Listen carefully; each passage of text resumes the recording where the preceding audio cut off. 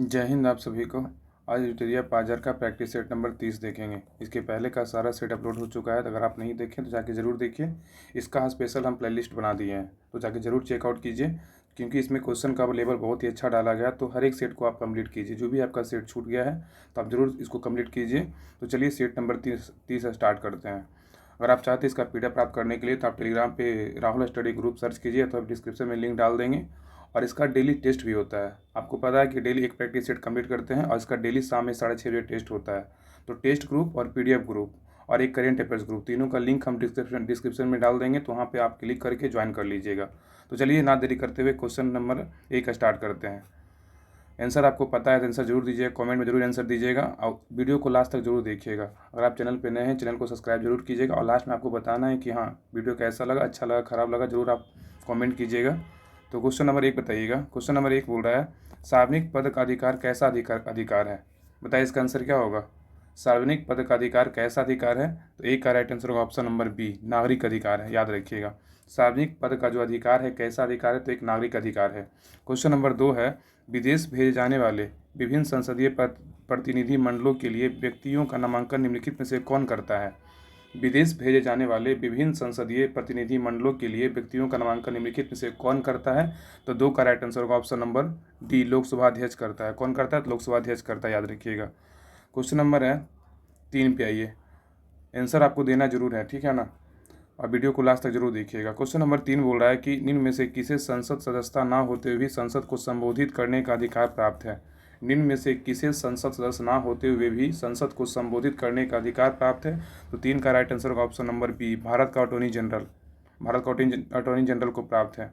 Next question है, हमारे राष्ट्रीय ध्वज के मध्य में स्थित धर्म चक्र का रंग कैसा होता है? हमारे राष्ट्रीय ध्वज के मध्य में स्थित धर्म चक्र का रंग कैसा होता है? तो 4 का राइट आंसर होगा ऑप्शन नंबर ए, गहरा नीला होता है। क्योंकि टेस्ट देने आप जरूर टेस्ट दीजिएगा, क्योंकि टेस्ट देने से आपका ना लेवल बहुत ही अच्छा होगा। क्वेश्चन का जो है ना याद करने का अथी होगा, ज़्यादा बढ़ जाएगा। तो टेस्ट आप ज़रूर दीजिएगा, और वीडियो को अच्छे से देखिएगा। अगर याद नहीं हो, 1-2 बार 3 बार वीडियो जब देखिएगा याद हो जाएगा। और सेट लगाइएगा ना, टेस्ट दीजिएगा टेस्ट ग्रुप में जा करके, तो आपका ज़्यादा रिवीजन होगा। तो टेस्ट ग्रुप जरूर ज्वाइन कीजिएगा। तीनों का लिंक हम डिस्क्रिप्शन में डाल देंगे, तो आप ज्वाइन जरूर कर लीजिएगा। क्वेश्चन नंबर 5 है, बोल रहा है आंसर जरूर कमेंट करना है। क्वेश्चन नंबर 5 बोल रहा है कि भारत में कुल कितने क्षेत्रीय परिषद है? बताइए, भारत में कुल कितने क्षेत्रीय परिषद है? तो 5 का राइट आंसर होगा ऑप्शन नंबर ए, 5 है। टोटल पे कितने हैं? तो 5 है। नेक्स्ट क्वेश्चन है, किस राष्ट्रपति के निर्वाचन के समय दूसरे चक्र की मतगणना करनी पड़ती है? किस राष्ट्रपति के निर्वाचन के समय दूसरे चक्र की मतगणना करनी पड़ी थी? सॉरी, याद रखिएगा। 6 का राइट आंसर क्या होगा? बताइए इसका आंसर क्या होगा। बहुत ही अच्छा क्वेश्चन है। क्वेश्चन बोल रहा है कि किस राष्ट्रपति के निर्वाचन के समय दूसरे चक्र की मतगणना करना पड़ा था? तो कौन से राष्ट्रपति थे वो? तो 6 का राइट आंसर होगा ऑप्शन नंबर बी, बीबी गिरी थे। कौन थे? बीबी गिरी। क्वेश्चन नंबर नेक्स्ट है, निम्न में से कौन संघ सूची के अंतर्गत नहीं आता? बताइए इसका आंसर क्या होगा। निम्न में से कौन संघ सूची के अंतर्गत नहीं आता है? तो 7 का राइट आंसर होगा ऑप्शन नंबर डी, लोक स्वास्थ्य नहीं आता। लेकिन संघ सूची के अंतर्गत कौन कौन? टेलीफोन संघ सूची के अंतर्गत आता है, डाक जो है संघ सूची के अंतर्गत आता है, रक्षा भी संघ सूची के अंतर्गत आता है। लेकिन लोक स्वास्थ्य का बात करें, ये संवर्ती सूची में याद रखिए, संवर्ती सूची में आता है। तो लोक स्वास्थ्य संवर्ती सूची में, डाक, टेलीफोन, रक्षा किस सूची में आता है? संघ सूची में आता है। क्वेश्चन नंबर नेक्स्ट है, राज्य लोक सेवा आयोग के सदस्यों का कार्यकाल कितने वर्षों का होता है?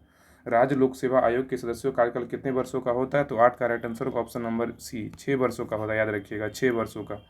नेक्स्ट है, पील कमीशन। पील कमीशन की सिफारिशों के बाद भारतीय सैनिकों तथा यूरोपीय सैनिकों की संख्या का अनुपात कितना था? पील कमीशन की सिफारिशों के बाद भारतीय सैनिकों तथा यूरोपीय सैनिक की संख्या का अनुपात कितना था? तो 9 का राइट आंसर होगा ऑप्शन नंबर डी, 2:1 था। कितना? 2:1। नेक्स्ट पे आइए, बोला क्वेश्चन नंबर 10 है, किसने कहा था कि कांग्रेस याचना करने वाली संस्था है? बताइए इसका आंसर क्या होगा। किसने कहा था कि कांग्रेस याचना करने वाली संस्था है? तो 10 का राइट आंसर होगा ऑप्शन नंबर सी होगा, बिपिन चंद्र पाल ने कहा था। किसने कहा था? बिपिन चंद्र पाल ने कहा था। क्वेश्चन नंबर आइए 11 पे। क्वेश्चन नंबर 11 बोल रहा है कि सुलेखन क्या होता है? बताइए सुलेखन क्या है। सुलेखन क्या है ना, तो ये इसका याद रखिएगा ऑप्शन नंबर ए, सुंदर हस्तलेखन है। सुलेखन क्या है? तो सुंदर हस्तलेखन है। सुलेखन क्या है? तो सुंदर हस्तलेखन है, याद रखिएगा। क्वेश्चन नंबर 12 बोल रहा है कि सिंधु घाटी सभ्यता के दौरान अग्निकुंड का साक्ष्य किस स्थान से प्राप्त हुआ है? सिंधु घाटी सभ्यता के दौरान अग्निकुंड का साक्ष्य किस स्थान से प्राप्त हुआ है? तो 12 का राइट आंसर होगा ऑप्शन नंबर बी, कालीबंगा से प्राप्त हुआ है। कहाँ से? कालीबंगा से। नेक्स्ट है, कठोपनिषद, कठोपनिषद किस वेद का उपनिषद है? कठोपनिषद किस वेद का उपनिषद है? 13 का बताइए आंसर क्या होगा? कठोपनिषद किस वेद का उपनिषद है? तो इसका राइट 13 का राइट आंसर होगा ऑप्शन नंबर सी, यजुर्वेद का है। किसका? यजुर्वेद का। नेक्स्ट है, किस प्रसिद्ध शासक ने कलिंग को मगध का क्षेत्र में मिलाया था? बताइए वो कौन सा प्रसिद्ध शासक था जिसने कलिंग को मगध के क्षेत्र में क्या किया था? मिला लिया था। तो 14 का राइट आंसर क्या होगा? महापद्म नंद था। कौन था? महापद्म नंद। नेक्स्ट क्वेश्चन है, क्वेश्चन नंबर 15 बोल रहा है कि किस अभिलेख में गौतमी पुत्र सातकर्णी की विजय का उल्लेख किया गया है? बताइए इसका आंसर क्या होगा? किस अभिलेख में गौतमी पुत्र सातकर्णी की विजय का उल्लेख किया गया है? तो 15 का राइट आंसर होगा ऑप्शन नंबर ए, नासिक अभिलेख में। क्या है? किस अभिलेख में? तो नासिक अभिलेख में। क्वेश्चन नंबर 16 बोल रहा है कि जिन ए इलाही की उपाधि किस प्रसिद्ध शासक ने धारण किया था? बताइए इसका आंसर क्या होगा? बहुत ही अच्छा क्वेश्चन, हर एक क्वेश्चन का ना इसमें लेवल बहुत ही अच्छा डाला गया है, इसलिए क्वेश्चन को अच्छे से देखिए और प्रैक्टिस जरूर कीजिए। 16 नंबर बोल रहा है कि जिन ए इलाही की उपाधि किस प्रसिद्ध शासक ने धारण की थी? तो 16 का राइट आंसर होगा ऑप्शन नंबर सी, बलवन ने किया था। कौन किया था? बलवन ने किया था। नेक्स्ट है, क्वेश्चन नंबर 17 है कि किस देश के सहयोग से राजा महेंद्र प्रताप ने काबुल में अंतरिम सरकार की स्थापना की थी? किस देश के सहयोग से राजा महेंद्र प्रताप ने काबुल में अंतरिम सरकार की स्थापना की थी? तो 17 का राइट आंसर होगा ऑप्शन नंबर बी, जर्मनी का किया था। किसका? जर्मनी का। क्वेश्चन नंबर 18 है कि कंचनजंगा पर्वत हिमालय के किस श्रेणी के अंतर्गत आता है? बताइए इसका आंसर क्या होगा? कंचनजंगा पर्वत हिमालय के किस श्रेणी के अंतर्गत आता है? तो 18 का राइट आंसर होगा ऑप्शन नंबर बी, बृहत हिमालय के अंतर्गत आता है। तो याद रखिएगा कंचनजंगा पर्वत जो है कंचनजंगा पर्वत हिमालय के किस श्रेणी के अंतर्गत आता है? बृहत हिमालय के अंतर्गत आता है। क्वेश्चन नंबर 19 बोल रहा है कि मालदीव एवं मिनी क्वाय के मध्य कौन सा चैनल अवस्थित है? मालदीव एवं मिनी क्वाय के मध्य कौन सा चैनल अवस्थित है? तो 19 का राइट आंसर होगा ऑप्शन नंबर ए, 8 डिग्री चैनल अवस्थित है। क्या है? तो 8 डिग्री चैनल अवस्थित है। क्वेश्चन नंबर 20 है, बोल रहा है कि बिहार जलप्रपात निम्नलिखित में से किस नदी पर स्थित है? बताइए इसका आंसर क्या होगा? बिहार जलप्रपात निम्नलिखित में से किस नदी पर स्थित है? तो याद रखिए ऑप्शन नंबर डी होगा। 20 का राइट आंसर क्या? ऑप्शन नंबर डी, टोंस नदी किनारे स्थित है। टोंस नदी पर स्थित है, याद रखिए टोंस नदी पर। क्वेश्चन नंबर 21 बोल रहा है कि लाल मिट्टी, रेड सॉइल का लाल रंग किसकी उपस्थिति के कारण होता है? तो बोल रहा है क्वेश्चन कि लाल मिट्टी का जो लाल रंग होता है किसके कारण होता है? तो 21 का राइट आंसर होगा क्या होगा? आंसर बताइए। 21 का राइट आंसर होगा ऑप्शन नंबर बी, लॉ ऑक्साइड के कारण क्या होता है? लाल मिट्टी का रंग क्या होता है? लाल होता है। क्वेश्चन नंबर आइए 23 पे। क्वेश्चन नंबर बोल रहा है 22 पे आइए। बोल रहा है क्वेश्चन नंबर 22 है कि कुल्सी एवं धनश्री किसकी सहायक नदियां हैं? कुल्सी एवं धनश्री किसकी सहायक नदियां हैं? तो 22 का राइट आंसर होगा ऑप्शन नंबर सी, ब्रह्मपुत्रा का। किसका है? ब्रह्मपुत्रा का। क्वेश्चन नंबर आइए 23 पे। बोल रहा है कि निम्नलिखित में से किस झील की अवस्थिति केवल एक देश में है? बताइए इसका आंसर क्या होगा? निम्नलिखित में से किस झील की अवस्थिति केवल एक देश में है? तो 23 का राइट आंसर होगा ऑप्शन नंबर ए, मिशिगन झील का। किसका है? तो मिशिगन झील का। नेक्स्ट क्वेश्चन पे आइए। बोल रहा है फॉकलैंड जलधारा का संबंध किस महासागर से है? फॉकलैंड जलधारा का संबंध किस महासागर से है? तो 24 का राइट आंसर होगा ऑप्शन नंबर सी, अटलांटिक महासागर से। किस महासागर से? तो अटलांटिक महासागर से है। नेक्स्ट क्वेश्चन है कि भारत में द्वितीय हरित क्रांति की शुरुआत कब हुआ था? भारत में द्वितीय हरित क्रांति की शुरुआत कब हुई थी? तो यार इसका आंसर क्या होगा? 25 का राइट आंसर होगा ऑप्शन नंबर सी, 1983 से 84 के बीच हुआ था। नेक्स्ट है, निम्नलिखित में से कौन सा दर्रा उत्तराखंड में अवस्थित नहीं है? बताइए इसका आंसर क्या होगा? निम्नलिखित में से कौन सा दर्रा उत्तराखंड में स्थित नहीं है? तो याद रखिएगा 26 का राइट आंसर क्या होगा? नाथुला दर्रा। नाथुला दर्रा उत्तराखंड में स्थित नहीं है। ये नाथुला दर्रा कहाँ है? तो सिक्किम में स्थित है। याद रखिएगा सिक्किम में। नाथुला दर्रा कहाँ है? तो सिक्किम में स्थित है। लेकिन उत्तराखंड में क्या? माना दर्रा उत्तराखंड, नीति दर्रा उत्तराखंड, लिपुलेख दर्रा कहाँ है? तो उत्तराखंड में स्थित है। नाथुला दर्रा कहाँ है? तो सिक्किम में स्थित है। क्वेश्चन नंबर 27 पे बोल रहा है रिजर्व बैंक ऑफ इंडिया का प्रतीक चिन्ह इनमें से क्या है? रिजर्व बैंक ऑफ इंडिया का प्रतीक चिन्ह इनमें से क्या है? तो 27 का राइट आंसर होगा ऑप्शन नंबर सी, ताड़ ब्रिज के सामने एक बाघ है। रिजर्व बैंक ऑफ इंडिया का बोल रहा है आरबीआई का जो चिन्ह है ना, प्रतीक चिन्ह क्या है? तो ताड़ ब्रिज के सामने का एक बाघ है लगा हुआ है। नेक्स्ट क्वेश्चन नंबर 28 बोल रहा है नगद आरक्षित अनुपात तथा खुले बाजार की संक्रियाओं में विचरण किसके साधन है? नगद आरक्षित अनुपात तथा खुले बाजार की संक्रियाओं में विचरण किसके साधन है? तो 28 का राइट आंसर होगा ऑप्शन नंबर डी, मौद्रिक नीति है। क्या है? तो मौद्रिक नीति। क्वेश्चन नंबर बोल रहा है 29। क्वेश्चन नंबर 29 बोल रहा है अन्नपूर्णा योजना की शुरुआत किस वर्ष की गई थी? बताइए इसका आंसर क्या होगा? अन्नपूर्णा योजना की शुरुआत किस वर्ष किया गया था? तो 29 का राइट आंसर होगा ऑप्शन नंबर सी, 2000 ईस्वी में किया गया था। कब स्टार्ट किया गया था? 2000 ईस्वी में। क्वेश्चन नंबर है 30। बोल रहा है बाई के अलग समिति का संबंध किससे है? बताइए इसका आंसर क्या होगा? बाई के अलग समिति का संबंध किससे है? तो 30 का राइट आंसर होगा ऑप्शन नंबर सी, गरीबी से। किससे है? तो गरीबी से। नेक्स्ट है क्वेश्चन नंबर 31, बोल रहा है कि किस प्रधानमंत्री के कार्यकाल के दौरान 14 प्रमुख व्यावसायिक बैंकों का राष्ट्रीयकरण किया गया था? किस प्रधानमंत्री के कार्यकाल के दौरान 14 प्रमुख व्यावसायिक बैंकों का राष्ट्रीयकरण किया गया था? तो याद रखिएगा 31 का राइट आंसर क्या होगा? Option number B, Indira Gandhi के समय किया गया था। तो क्या हुआ? इंदिरा गांधी। याद रखिएगा किस प्रधानमंत्री के कार्यकाल के दौरान 14 प्रमुख व्यावसायिक बैंकों का राष्ट्रीयकरण किया गया था? इंदिरा गांधी। और ये कब किया गया था? याद रखिए 19 जुलाई 1969 को किया गया था। 1969 को किया गया था, याद रखिएगा। क्वेश्चन नंबर है 32 पे आइए। बोल रहा है प्लानिंग एंड दी पुअर पुस्तक का संबंध किससे है? प्लानिंग एंड दी पुअर पुस्तक का संबंध किससे है? तो 32 का राइट आंसर होगा ऑप्शन नंबर बी, BS मिन्हान से है। प्लानिंग एंड दी पुअर पुस्तक का संबंध किससे है? तो BS मिन्हान से है। क्वेश्चन नंबर 33 है कि विश्व विरासत संधि पर भारत ने किस वर्ष हस्ताक्षर किया था? विश्व विरासत संधि पे भारत ने किस वर्ष साइन किया था? तो 33 का राइट आंसर क्या होगा? ऑप्शन नंबर डी होगा, 1976 ईस्वी में किया था, याद रखिएगा। क्वेश्चन नंबर 34 है कि निम्न में से किसका संबंध ग्रीन हाउस गैसों के उत्सर्जन से कटौती से है? निम्न में से किसका संबंध ग्रीन हाउस गैसों के उत्सर्जन में कटौती से है? तो 34 का राइट आंसर होगा option number C, Kyoto protocol. याद रखिए क्या होगा? Kyoto protocol. और याद रखिएगा कि क्योटो प्रोटोकॉल कब हुआ था? तो याद रखिए क्योटो प्रोटोकॉल 11 दिसंबर 1997 को हुआ था, याद रखिएगा। तो क्वेश्चन बोल रहा था कि इनमें से किसका संबंध ग्रीन हाउस गैसों के उत्सर्जन से कटौती से है? तो क्योटो प्रोटोकॉल होगा। क्योटो प्रोटोकॉल कब हुआ था? 11 दिसंबर 1997 को हुआ था, याद रखिएगा। क्वेश्चन नंबर आइए 35 पे। क्वेश्चन नंबर 35 बोल रहा है कि भारत में गुणवत्ता के दृष्टिकोण से एक मार्क एक्ट कब लागू किया गया था? भारत में गुणवत्ता के दृष्टिकोण से एक मार्क एक्ट कब लागू किया गया था? तो 35 का राइट आंसर का ऑप्शन नंबर ए, 1937 ईस्वी में किया गया था। नेक्स्ट है दो निकायों के बीच ऊष्मा के प्रवाह की दिशा किस पर निर्भर करती है? दो निकायों के बीच ऊष्मा के प्रवाह की दिशा किस पर निर्भर करती है? तो 36 का राइट आंसर होगा, याद रखिएगा 36 का आंसर ऑप्शन नंबर ए होगा, याद रखिएगा। 36 का राइट आंसर क्या होगा? ऑप्शन नंबर ए, उनके अपने तापमान पे। तो दो निकायों के बीच ऊष्मा के प्रवाह की दिशा किस पर निर्भर करती है? तो उनके अपने तापमान पे करता है, याद रखिए। 36 का राइट आंसर ऑप्शन नंबर ए राइट है। क्वेश्चन नंबर 37 बोल रहा है कि ध्वनि ऊर्जा का विद्युत ऊर्जा में परिवर्तन किसके माध्यम से किया जाता है? बताइए इसका आंसर क्या होगा?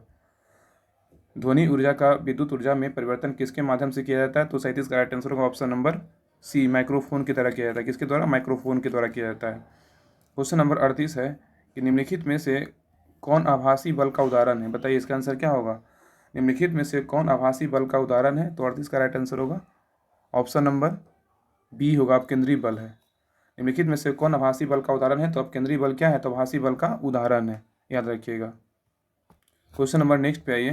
क्वेश्चन नंबर 39 बोल रहा है कि विद्युत चालकता की यूनिट क्या है? विद्युत चालकता की यूनिट है क्या है? तो 39 का आंसर बताइए क्या होगा?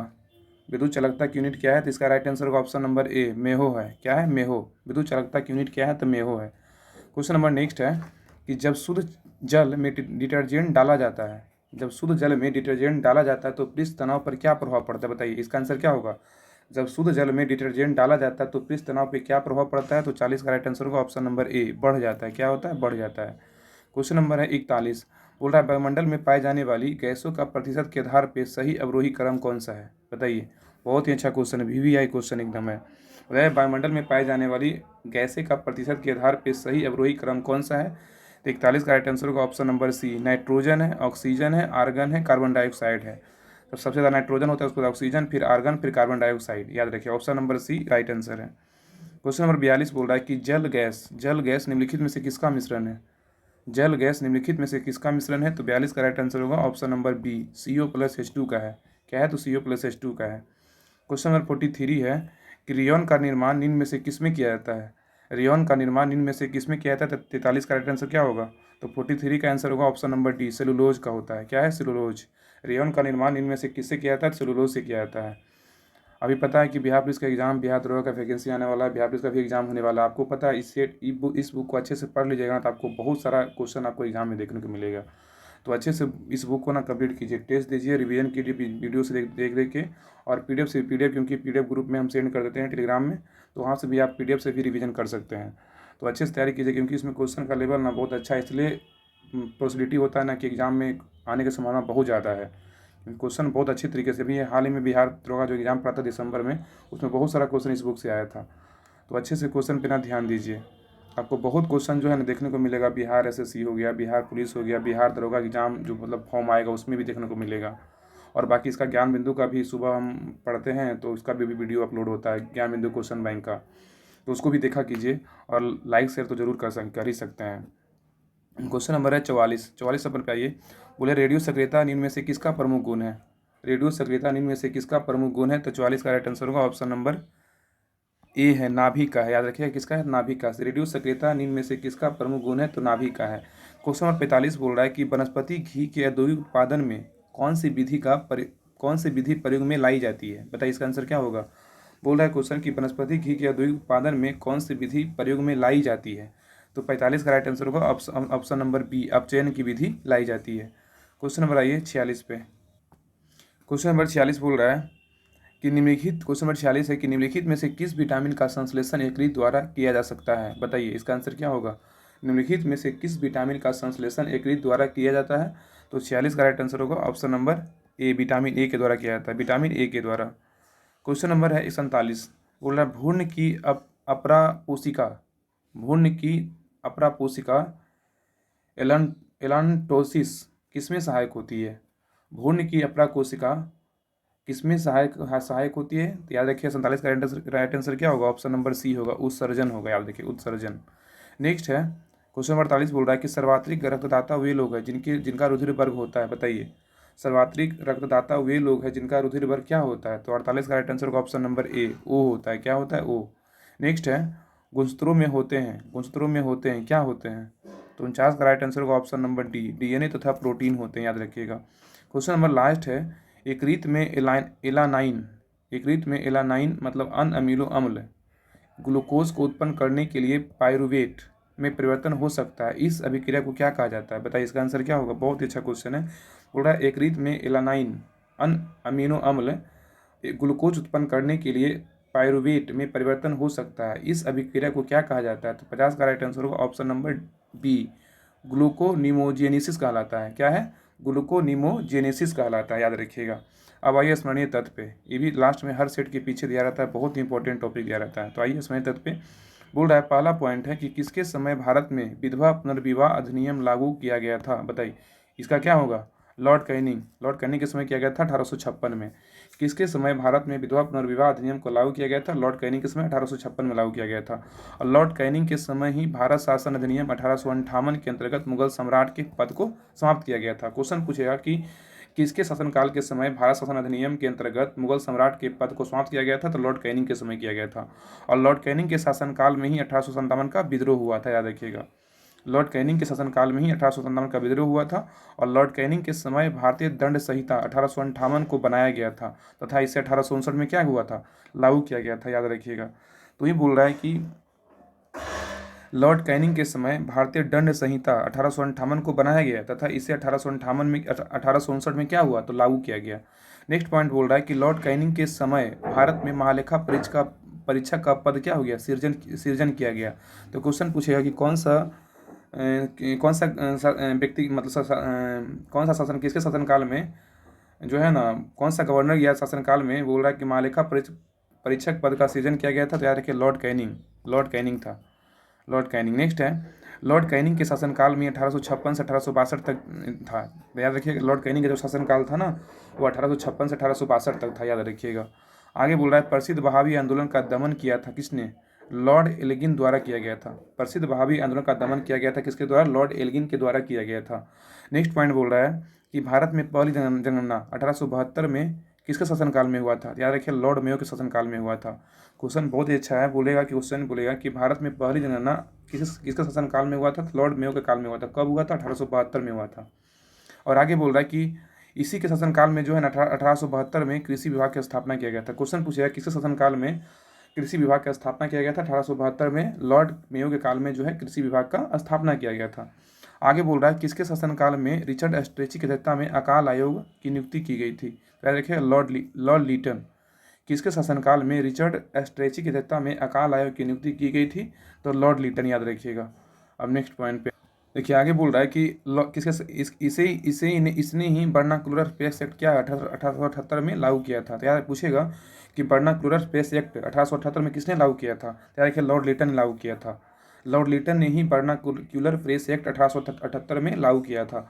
और वर्नाक्युलर प्रेस एक्ट के समर्थन में पायनियर पत्रिका ने किया था। तो देखिए वर्नाक्युलर प्रेस एक्ट का समर्थन किसने किया था, पायनियर पत्रिका ने किया था। और इसी के समय मतलब लॉर्ड लिटन के समय ब्रिटेन की महारानी, याद रखिएगा लॉर्ड लिटन के समय ही ब्रिटेन की महारानी विक्टोरिया को कैसर हिंद की उपाधि से सम्मानित किया गया था। कब? 1 जनवरी 1877 को किया गया था। तो क्वेश्चन पूछा है कि किसके समय जो है ब्रिटेन की महारानी विक्टोरिया को कैसर हिंद की उपाधि से सम्मानित किया गया था, तो लॉर्ड लिटन के समय किया गया था। और ये जो है ना कब किया गया था, 1 जनवरी 1877 को किया गया था। नेक्स्ट है, लॉर्ड लिटन के शासनकाल में ही सिविल सेवा परीक्षाओं में प्रवेश की अधिकतम आयु को घटाकर 21 वर्ष से जो है ना 19 वर्ष कर दिया गया था। क्वेश्चन पूछेगा किसके शासनकाल में, कौन सा गवर्नर जनरल के शासनकाल में सिविल सेवा परीक्षाओं में प्रवेश की अधिकतम आयु को घटाकर 21 वर्ष से 19 वर्ष कर दिया था।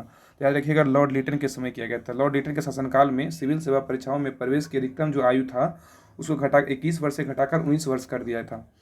क्वेश्चन नंबर नेक्स्ट है, बोल रहा है नेक्स्ट पॉइंट है कि भारत में स्थानीय स्वशासन का जनक किसे कहा जाता है, लॉर्ड रिपन को। भारत में स्थानीय स्वशासन का जनक किसे कहा जाता है, लॉर्ड रिपन को कहा जाता है। नेक्स्ट है लॉर्ड रिपन ने वर्नाक्युलर प्रेस एक्ट को क्या किया था, निरस्त कर दिया था। याद रखिएगा लॉर्ड रिपन क्या करता है कि वर्नाक्युलर प्रेस एक्ट क्या करता है, निरस्त कर देता है। लेकिन अगर यहाँ पूछेगा कि लागू किसने किया था, तो लॉर्ड रिपन किया था, लॉर्ड लिटन। अगर यहाँ पूछेगा कि वर्नाक्युलर प्रेस एक्ट को किसने लागू किया था, लॉर्ड लिटन किया था, लॉर्ड लिटन। दोनों में बड़ा कन्फ्यूजन, एक रिपन एक लिटन है। तो वर्नाक्युलर प्रेस एक्ट को लागू किया था तो लिटन किया था। कब किया था, ये किया था 1878 में किया था। लेकिन अगर रिपन बोलेगा समाप्त कब किया था, 1882 में किया था। कौन क्या किया था, वर्नाक्युलर प्रेस एक्ट को क्या किया था, समाप्त कर दिया था, मतलब निरस्त कर दिया था। आगे बोल रहा है कि लॉर्ड रिपन के शासनकाल में ही पहली बार नियमित जनगणना की शुरुआत हुआ था। कब? 1881 में हुआ था। तो याद रखिएगा कि क्वेश्चन पूछेगा किसके शासनकाल में, कौन सा गवर्नर जनरल शासनकाल में पहली बार नियमित जनगणना शुरुआत हुआ था। तो 1881 में हुआ था, लॉर्ड रिपन के समय हुआ था। याद रखिएगा। आगे बोल रहा है लॉर्ड रिपन के समय पुनः जो है सिविल सेवा परीक्षा में आयु को बढ़ाकर 19 वर्ष से जो है ना 21 वर्ष कर दिया गया था। तो पहले तो एक क्या कौन किया था, 21 से जो है ना 19 किया था, 21 से जो 19 घटा दिया था लिटन किया था। लेकिन पुनः जब रिपन आया ना तो 19 से क्या कर दिया, 21 वर्ष कर दिया, दोबारा बढ़ा दिया। और रिपन के शासनकाल में ही प्रथम कारखाना अधिनियम क्या हुआ, पारित किया गया। कब? 1881 में किया गया था। तो रिपन के समय प्रथम कारखाना अधिनियम पारित किया गया 1881 में। और रिपन के समय ही 1882 में शैक्षणिक सुधार हेतु विलियम हंटर की अध्यक्षता में एक समिति का गठन किया गया। तो रिपन के समय ही 1882 में शैक्षणिक सुधार हेतु विलियम हंटर की अध्यक्षता में एक समिति का गठन किया गया। नेक्स्ट पॉइंट बोल रहा है कि फ्लोरेंस नाइटिंगेल ने रिपन को भारत के उदारक कहकर संबोधित किया था। क्वेश्चन पूछेगा फ्लोरेंस नाइटिंगेल ने किसको जो है भारत के उदारक कहकर संबोधित किया था, तो रिपन को कहा था। किसको? लॉर्ड रिपन को। तो लॉर्ड रिपन को जो है ना फ्लोरेंस नाइटिंगेल ने भारत के उदारक कहकर संबोधित किया था। नेक्स्ट पॉइंट बोल रहा है कि दूसरा कारखाना अधिनियम को लागू किया गया था कब? 1891 में लॉर्ड लैंसडाउन के समय किया गया था। तो दूसरा कारखाना अधिनियम को लागू किया गया था 1891 में लॉर्ड लैंसडाउन के समय किया गया था। नेक्स्ट पॉइंट बोल रहा है बंगाल विभाजन की घोषणा हुई थी कब? 19 जुलाई 1905 को कर्जन के समय हुआ था। याद रखिएगा। तो बंगाल विभाजन की घोषणा कब हुई थी? 19 जुलाई 1905 को हुआ था, कर्जन के समय हुआ था। और कर्जन के शासनकाल में ही भारतीय विश्वविद्यालय अधिनियम पारित किया गया था। क्वेश्चन पूछेगा कौन सा गवर्नर जनरल के शासनकाल में भारतीय विश्वविद्यालय अधिनियम पारित किया गया था, तो कर्जन के समय किया गया था। और कर्जन के समय जो है ना इसने 1904 में प्राचीन स्मारक अधिनियम को क्या किया था, पारित किया था। तो कर्जन ने ही 1904 में प्राचीन स्मारक अधिनियम को क्या किया था, पारित किया था। नेक्स्ट बोल रहा है मुसलमानों के लिए पृथक निर्वाचन व्यवस्था हेतु मार्ले मिंटो एक्ट पारित किया गया था। कब? 1909 में लॉर्ड मिंटो द्वितीय के समय किया गया था। तो मुसलमानों के लिए पृथक निर्वाचन व्यवस्था हेतु मार्ले मिंटो एक्ट को पारित किया गया था। कब? 1909 में लॉर्ड मिंटो द्वितीय के समय किया गया था। नेक्स्ट पॉइंट बोल रहा है कि लॉर्ड मिंटो द्वितीय के समय ही कांग्रेस के सूरत अधिवेशन में कांग्रेस का विभाजन हुआ था। तो क्वेश्चन पूछेगा कि किसके समय जो है ना कांग्रेस के सूरत अधिवेशन में कांग्रेस का विभाजन हुआ था। तो याद रखिए लॉर्ड मिंटो द्वितीय के समय जो है क्या हुआ था, कांग्रेस के सूरत अधिवेशन में क्या हुआ था, कांग्रेस का विभाजन हुआ था। नेक्स्ट पॉइंट बोल रहा है कि 12 दिसंबर 1911 में प्रसिद्ध दिल्ली दरबार का आयोजन किया गया था। किसके समय? लॉर्ड हार्डिंग द्वितीय के समय किया गया था। क्वेश्चन पूछा है किस गवर्नर जनरल के शासनकाल में 12 दिसंबर 1911 में प्रसिद्ध दिल्ली दरबार का आयोजन किया गया था, तो लॉर्ड हार्डिंग द्वितीय के समय किया गया था। और लॉर्ड हार्डिंग द्वितीय के समय ही बंगाल विभाजन को क्या किया था, रद्द किया गया था। लॉर्ड हार्डिंग द्वितीय के समय क्या हुआ था, बंगाल विभाजन रद्द किया गया था एवं भारत की राजधानी को जो है ना कोलकाता से क्या कहाँ ले गया था, दिल्ली हस्तांतरित किया गया था। तो लॉर्ड हार्डिंग द्वितीय के समय ही बंगाल विभाजन को रद्द किया गया था और भारत की राजधानी कोलकाता से कहाँ ले गया था, दिल्ली ले गया गया था। और वर्ष 1912 में क्या हुआ, दिल्ली भारत की राजधानी बनी थी। 1911 में घोषणा होता है लॉर्ड हार्डिंग द्वितीय के समय, 12 में जो है ना मतलब दिल्ली की राजधानी, दिल्ली जो है राजधानी बन जाता है भारत का। और लॉर्ड हार्डिंग द्वितीय को 1916 में बनारस हिंदू विश्वविद्यालय का कुलाधिपति नियुक्त किया गया था। तो याद रखिएगा, क्वेश्चन पूछेगा कि किसके समय जो है 1916 में बनारस हिंदू विश्वविद्यालय का कुलाधिपति नियुक्त किया गया था। तो लॉर्ड हार्डिंग द्वितीय को जो है ना, लॉर्ड हार्डिंग द्वितीय को ही 1916 में बनारस हिंदू विश्वविद्यालय को क्या हुआ था, कुलाधिपति नियुक्त किया गया था। याद रखिएगा, 1916 में बनारस हिंदू विश्वविद्यालय का कुलाधिपति नियुक्त किसको किया गया था, लॉर्ड हार्डिंग द्वितीय को किया गया था। तो ये था सेट नंबर 30 था।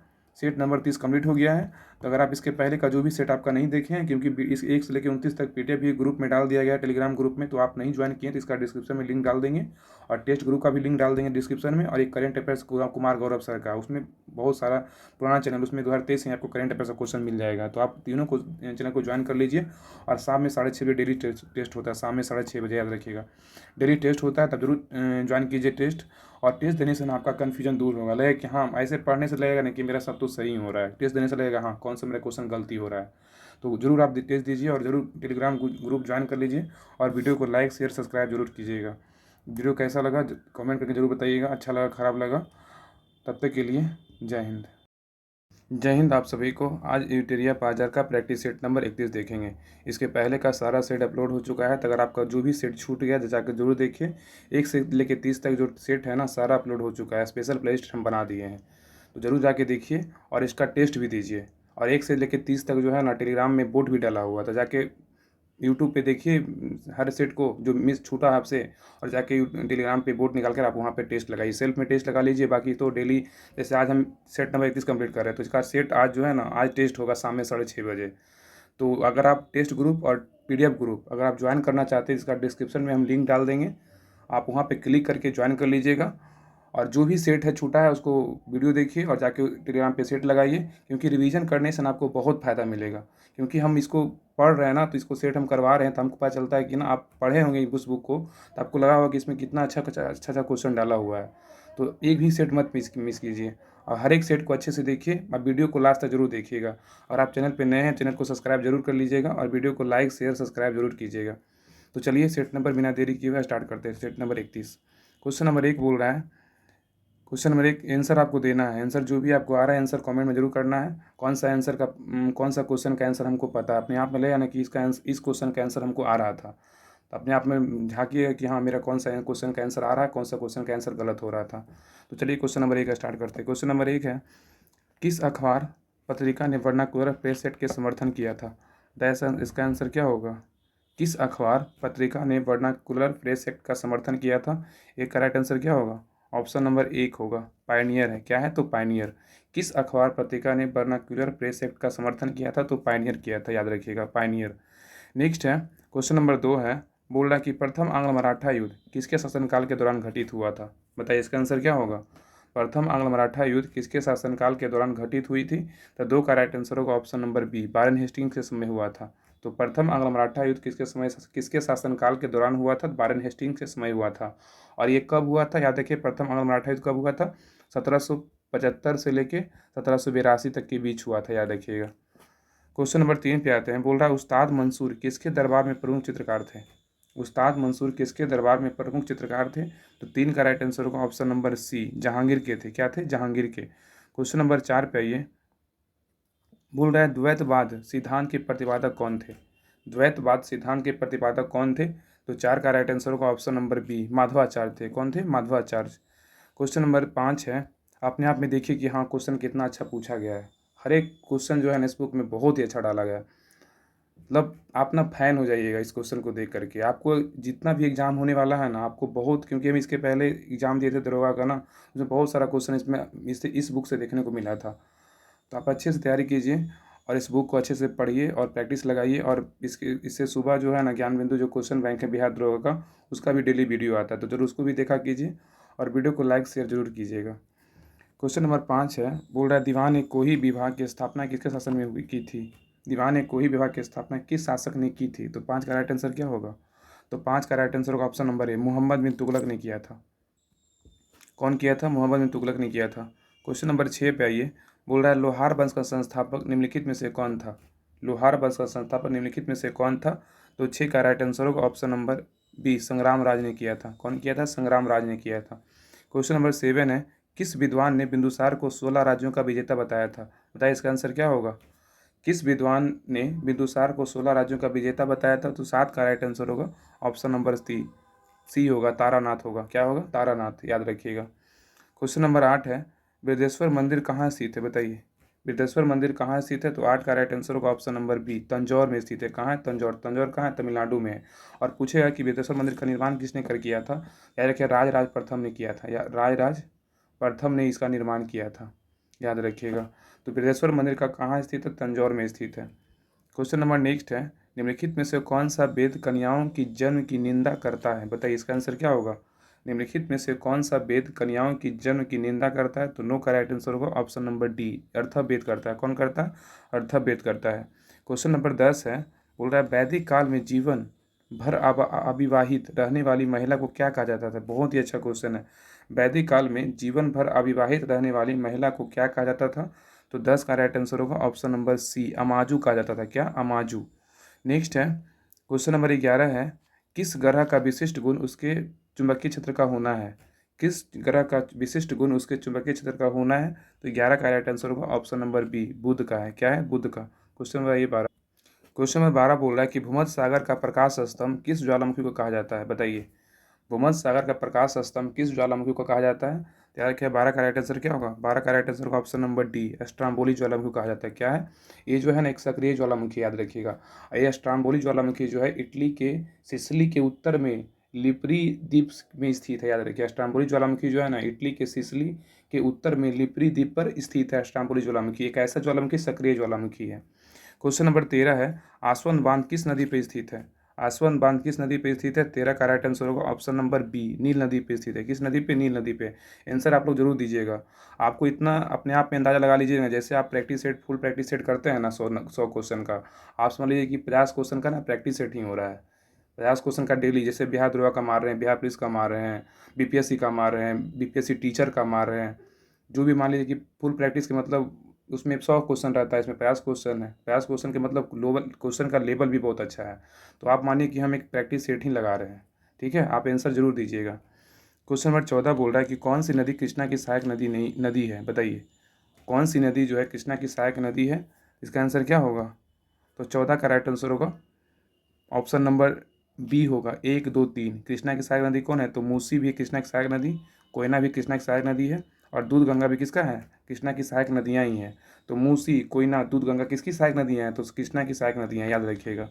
क्वेश्चन नंबर 15 है, बोल रहा है भारत में सर्वाधिक वर्षा किस मानसून के कारण होती है? बताइए भारत में सर्वाधिक जो वर्षा होता है किस मानसून के कारण होती है? तो 15 का राइट आंसर होगा ऑप्शन नंबर ए, दक्षिण पश्चिम मानसून के कारण होता है, याद रखिएगा। क्वेश्चन नंबर 16 बोल रहा है पड़ोसी देश बांग्लादेश के साथ कितने भारतीय राज्य सीमा साझा करता है? बताइए पड़ोसी देश बांग्लादेश के साथ कितने भारतीय राज्य सीमा साझा करता है? बताइए इसका आंसर क्या होगा? तो इसका राइट आंसर होगा ऑप्शन नंबर सी होगा। 16 का राइट आंसर क्या है? ऑप्शन नंबर सी होगा, 5 राज्य करता है। कौन कौन राज्य करता है? 5, याद रखिएगा। असम एक है, असम करता है, अच्छा से नहीं लिखा रहा है, देखिएगा। असम एक करता है, पश्चिम बंगाल करता है, वेस्ट बंगाल एक करता है, मिजोरम, याद रखिएगा, एक करता है मिजोरम, एक करता है मेघालय, मेघालय करता है, एक करता है त्रिपुरा करता है, याद रखिएगा, त्रिपुरा। तो पड़ोसी देश बांग्लादेश के साथ जो है ना 5 राज्य सीमा साझा करता है। 5 राज्य कौन है? असम है, पश्चिम बंगाल है, मिजोरम है, मेघालय, त्रिपुरा है। असम, पश्चिम बंगाल, मेघालय, मिजोरम, त्रिपुरा, ये 5 राज्य जो है ना बांग्लादेश के साथ सीमा साझा करता है। अब क्वेश्चन नंबर आइए 17 पे। बोल रहा है कि भारत तथा चीन के मध्य मैकमोहन रेखा का निर्धारण किस वर्ष किया गया था? बताइए इसका आंसर क्या होगा? भारत तथा चीन के मध्य मैकमोहन रेखा का निर्धारण किस वर्ष किया गया था? तो 17 का राइट आंसर का ऑप्शन नंबर बी, 1914 ईस्वी में किया गया था, याद रखिएगा। कब किया गया था? 1914 ईस्वी में। क्वेश्चन नंबर 18 बोल रहा है कि शिमला तथा मनाली का क्षेत्र हिमालय के किस श्रेणी के अंतर्गत आता है? बताइए इसका आंसर क्या होगा? शिमला तथा मनाली का क्षेत्र हिमालय के किस श्रेणी के अंतर्गत आता है? तो 18 का राइट आंसर होगा ऑप्शन नंबर डी, लघु हिमालय के अंतर्गत आता है। नेक्स्ट क्वेश्चन है, सीमा सुरक्षा बल की स्थापना किस वर्ष की गई थी? बताइए इसका आंसर क्या होगा? सीमा सुरक्षा बल की स्थापना किस वर्ष किया गया था? तो 19 का राइट आंसर होगा ऑप्शन नंबर सी, 1965 में किया गया था। याद रखिए बीएसएफ, बीएसएफ है बॉर्डर सिक्योरिटी फोर्स। इसका जो मुख्यालय है ना, इसका हेडक्वार्टर कहाँ है, तो न्यू दिल्ली में। याद रखिए इसका हेडक्वार्टर कहाँ है, तो न्यू दिल्ली में। और वर्तमान में बीएसएफ का हेड बोलेगा तो कौन है, वर्तमान में बीएसएफ का हेड जो है ना, नितिन अग्रवाल है। याद रखिएगा नितिन अग्रवाल वर्तमान में बीएसएफ के हेड हैं, नितिन अग्रवाल हेड हैं इसके। और इसका जो स्थापना हुआ था ना 1965 में हुआ था। इसका हेडक्वार्टर कहाँ है, न्यू दिल्ली है। क्वेश्चन नंबर आइए 20 पे, बोल रहा है क्वेश्चन नंबर 20, प्रायद्वीपीय भारत निम्न हिम युगों में से किस युग में हिमानीकृत हुआ है। बोल रहा है क्वेश्चन बोल रहा है कि प्रायद्वीपीय भारत निम्न हिम युगों में किस युग में हिमानीकृत हुआ है। तो इसका 20 का आंसर क्या होगा बताइए। 20 का राइट आंसर होगा ऑप्शन नंबर सी, प्लीस्टोसिन युग, हिम युग, प्लीस्टोसिन हिम युग में हुआ था। क्वेश्चन नंबर 21 है, भारत के निम्नलिखित क्षेत्रों में से किसमें भूतापीय ऊर्जा स्रोत नहीं पाए गए हैं। इसका आंसर क्या होगा। भारत के निम्नलिखित क्षेत्रों में से किसमें भूतापीय ऊर्जा स्रोत नहीं पाए गए हैं। तो 21 का राइट आंसर होगा option number B, Ganga delta होगा। इसका राइट आंसर क्या होगा, गंगा डेल्टा में नहीं पाए गए, लेकिन गोदावरी डेल्टा में पाए गए हैं, हिमालय डेल्टा में पाए गए हैं, पश्चिमी तट में पाए गए हैं। तो याद रखिएगा कि बोल रहा है भारत के निम्नलिखित क्षेत्रों में से किसमें भूतापीय ऊर्जा स्रोत नहीं पाया गया। गंगा डेल्टा में नहीं पाया गया, गोदावरी डेल्टा में पाया गया, हिमालय में पाया गया, पश्चिमी तट में पाया गया है। अब क्वेश्चन नंबर 21, क्वेश्चन नंबर 21 का बात करें, बोल रहा है सॉरी 21 नहीं 22, क्वेश्चन नंबर 22 बोल रहा है कि राजनीति की रपटीली राहें, राजनीति की रपटीली राहें पुस्तक के लेखक कौन है बताइए। राजनीति की रपटीली राहें पुस्तक के लेखक कौन है। तो 22 का राइट आंसर होगा ऑप्शन नंबर सी, अटल बिहारी वाजपेयी हैं। कौन है, अटल बिहारी वाजपेयी। नेक्स्ट है, राष्ट्रीय पंचायती राज दिवस कब मनाया जाता है बताइए। इसका आंसर क्या होगा। बहुत ईजी क्वेश्चन है ये, राष्ट्रीय पंचायती राज दिवस कब मनाते हैं। इसका राइट आंसर होगा ऑप्शन नंबर बी, 24 अप्रैल को क्या मनाते हैं, राष्ट्रीय पंचायती राज दिवस मनाते हैं। 18 अप्रैल को क्या मनाते हैं, तो विश्व विरासत दिवस मनाते हैं। याद रखिए विश्व विरासत दिवस 18 अप्रैल, विश्व विरासत दिवस याद रखिएगा, विश्व विरासत दिवस मनाते हैं कब, 18 अप्रैल को मनाते हैं। और 18 मार्च को क्या मनाते हैं, 18 मार्च को विश्व कछुआ दिवस। याद रखिए कब क्या मनाते हैं, विश्व कछुआ दिवस, विश्व कछुआ दिवस मनाते हैं। याद रखिएगा। तो 24 अप्रैल को विश्व राष्ट्रीय पंचायती राज दिवस, 18 अप्रैल को विश्व विरासत दिवस, और 18 मार्च को क्या मनाते हैं, विश्व कछुआ दिवस मनाते हैं। क्वेश्चन नंबर आइए 24 पे, बोला राष्ट्रीय आय समिति का गठन किसकी अध्यक्षता में किया गया था। बताइए इसका आंसर क्या होगा। राष्ट्रीय आय समिति का जो गठन था किसकी अध्यक्षता में किया गया था। तो 24 का राइट आंसर होगा option number B, PC Mahalanobis के अध्यक्षता में किया गया था। क्वेश्चन नंबर 25 बोल रहा है कि मानव विकास सूचकांक के अंतर्गत निम्नलिखित में से किस विषय को सम्मिलित नहीं किया गया था। बताइए इसका आंसर क्या होगा। मानव विकास सूचकांक के अंतर्गत निम्नलिखित में से किस विषय को सम्मिलित नहीं किया गया था। तो 25 का राइट आंसर होगा ऑप्शन नंबर ए, जनसंख्या को सम्मिलित नहीं किया गया था, लेकिन ना शिक्षा को सम्मिलित किया जाता है। अब प्रति व्यक्ति आय पे निकलता है, जीवन प्रत्याशा पे निकलता है, 3 आधार पे जो है ना मानव विकास सूचकांक जारी होता है। कौन कौन, शिक्षा, प्रति व्यक्ति आय, जीवन प्रत्याशा।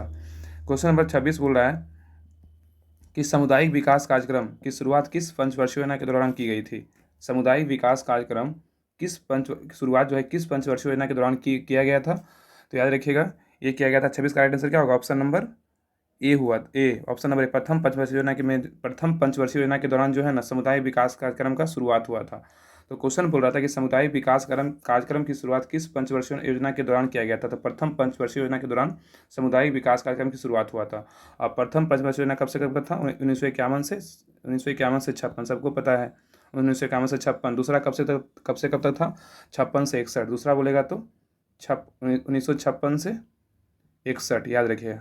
और तीसरा बोलेगा तो कब से कब तक था, तीसरा बोलेगा तो 66 से, सॉरी 1 मिनट, पहला तो 51 से 56, दूसरा 56 से 61, तीसरा बोले 61 से 66। याद रखिए 61 से 66। इसके बाद जो है ना योजना क्या होता है, इसके बाद ना योजना अवकाश आता है, 3 साल के लिए योजना अवकाश आता है। कब, कितना से कितना, 66 से 69 जो योजना अवकाश आता है। उसके बाद कौन सा योजना आता है, उसके बाद चतुर्थ पंचवर्षीय योजना आता है। ये कितना था, चतुर्थ का था 1969 से 74 था, 1969 से 74 याद रखिएगा।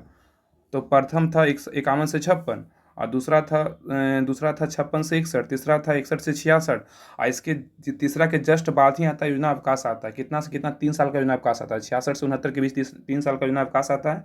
उसके बाद चौथा पंचवर्षीय योजना आता है, 69 से 74 के बीच रहता है, याद रखिएगा। क्वेश्चन नंबर है 27 है, बोल रहा है आर्थिक दृष्टिकोण से विनिर्माण तथा बिजली निर्माण किस क्षेत्र के अंतर्गत आते हैं। बताइए इसका आंसर क्या होगा। आर्थिक दृष्टिकोण से विनिर्माण तथा बिजली निर्माण किस क्षेत्र के अंतर्गत आता है। तो 27 का राइट आंसर होगा ऑप्शन नंबर बी, द्वितीय क्षेत्र के अंतर्गत आता है, याद रखिएगा। क्वेश्चन नंबर 28 बोल रहा है संविधान सभा द्वारा गठित सलाहकार समिति के अध्यक्ष कौन थे। बताइए इसका आंसर क्या होगा। संविधान सभा द्वारा गठित सलाहकार समिति के अध्यक्ष कौन थे। तो 28 का राइट आंसर क्या होगा? 28 का राइट आंसर होगा ऑप्शन नंबर सी, सरदार पटेल थे। कौन थे? सरदार पटेल थे आंसर, याद रखिएगा। तो संविधान सभा द्वारा गठित सलाहकार समिति के अध्यक्ष कौन थे? सरदार पटेल थे। क्वेश्चन नंबर 29 बोल रहा है कि उपराष्ट्रपति का पद किस देश के संविधान से लिया गया है? बताइए इसका आंसर क्या होगा? उपराष्ट्रपति का पद जो है किस देश के संविधान से लिया गया है? तो 29 का राइट आंसर होगा ऑप्शन नंबर ए, अमेरिका से लिया गया। कहाँ से लिया गया? अमेरिका से लिया गया, याद रखिएगा। नेक्स्ट क्वेश्चन है, विधायकों तथा सांसदों द्वारा ली जाने वाली शपथ या प्रतिज्ञा का प्रारूप किस अनुसूची में वर्णित है? विधायकों तथा सांसदों द्वारा ली जाने वाली शपथ या प्रतिज्ञा का प्रारूप किस अनुसूची में वर्णित है? तो 30 का राइट आंसर होगा ऑप्शन नंबर बी, तीसरी अनुसूची में वर्णित है। नेक्स्ट है क्वेश्चन नंबर 31 बोल रहा है कि भारत के वर्तमान राष्ट्रपति तथा उपराष्ट्रपति का अपने पद अनुसार क्रमशः क्या है? बताइए, भारत के जो वर्तमान राष्ट्रपति हैं उनका क्रम कैमा है, उपराष्ट्रपति का क्रम कैमा है? तो बताइए इसका 31 का राइट आंसर होगा ऑप्शन नंबर डी है। क्या है? तो राष्ट्रपति का जो क्रम था 15वां है और उपराष्ट्रपति का क्रम कितना? 14वां, याद रखिएगा। अब वर्तमान में राष्ट्रपति कौन है? बताइए, द्रौपदी मुर्मू है। और उपराष्ट्रपति कौन है? तो वेंकैया नायडू है, याद रखिएगा। सॉरी, इसके पहले थे ना, जगदीप धनखड़ हैं, जगदीप धनखड़। वर्तमान में अगर उपराष्ट्रपति का बात करें जगदीप धनखड़ हैं, याद रखिएगा। सॉरी, मिस्टेक हो गया। तो ये ना, मगर वर्तमान में अगर राष्ट्रपति बोलेगा तो द्रौपदी मुर्मू है, अगर उपराष्ट्रपति का बात करेगा तो जगदीप धनखड़ हैं, जो वर्तमान में उपराष्ट्रपति है। और वर्तमान में राष्ट्रपति का जो क्रम था वो 15वां था, उपराष्ट्रपति का जो क्रम था 14वां था, याद रखिएगा। वो बोलने में मिस्टेक हो गया था। क्वेश्चन नंबर 32 है, भारत में किसी राज्य को विशेष राज्य का दर्जा किस फार्मूले के आधार पर दिया जाता है? बताइए, 32 का राइट आंसर क्या होगा? भारत में किसी राज्य को विशेष राज्य का दर्जा किस फार्मूले के आधार पर दिया जाता है? तो 32 का राइट आंसर बताइए क्या होगा? 32 का राइट आंसर होगा ऑप्शन नंबर डी, गॉडगिल फार्मूले पे। क्या है? गॉडगिल फार्मूले। क्वेश्चन नंबर 33 है कि भारतीय संसद की औपचारिक स्थापना कब हुआ था? बताइए, भारतीय संसद की औपचारिक स्थापना कब हुई थी? तो 33 का राइट आंसर होगा ऑप्शन नंबर सी, 31 मई 1952 को हुआ था। कब हुआ था? 31 मई 1952 को। क्वेश्चन नंबर 34 है, पंचायती राज संबंधी प्रमुख समितियों में किसका मिलान गलत है? बताइए इसका आंसर क्या होगा? इसमें कौन सा मिलान में ना गलत है, जिसका स्थापना गलत है? तो 34 का राइट आंसर बताइए। इसका ये होगा ऑप्शन नंबर डी, एलएमसीडी समिति का स्थापना 1988, ये गलत है। इसका स्थापना जो है 1986 में हुआ था, याद रखिएगा। इसका स्थापना 1986 में हुआ था। एलएम सिडनी समिति का स्थापना 1988 नहीं 1986 होगा, तब जाके सही होगा।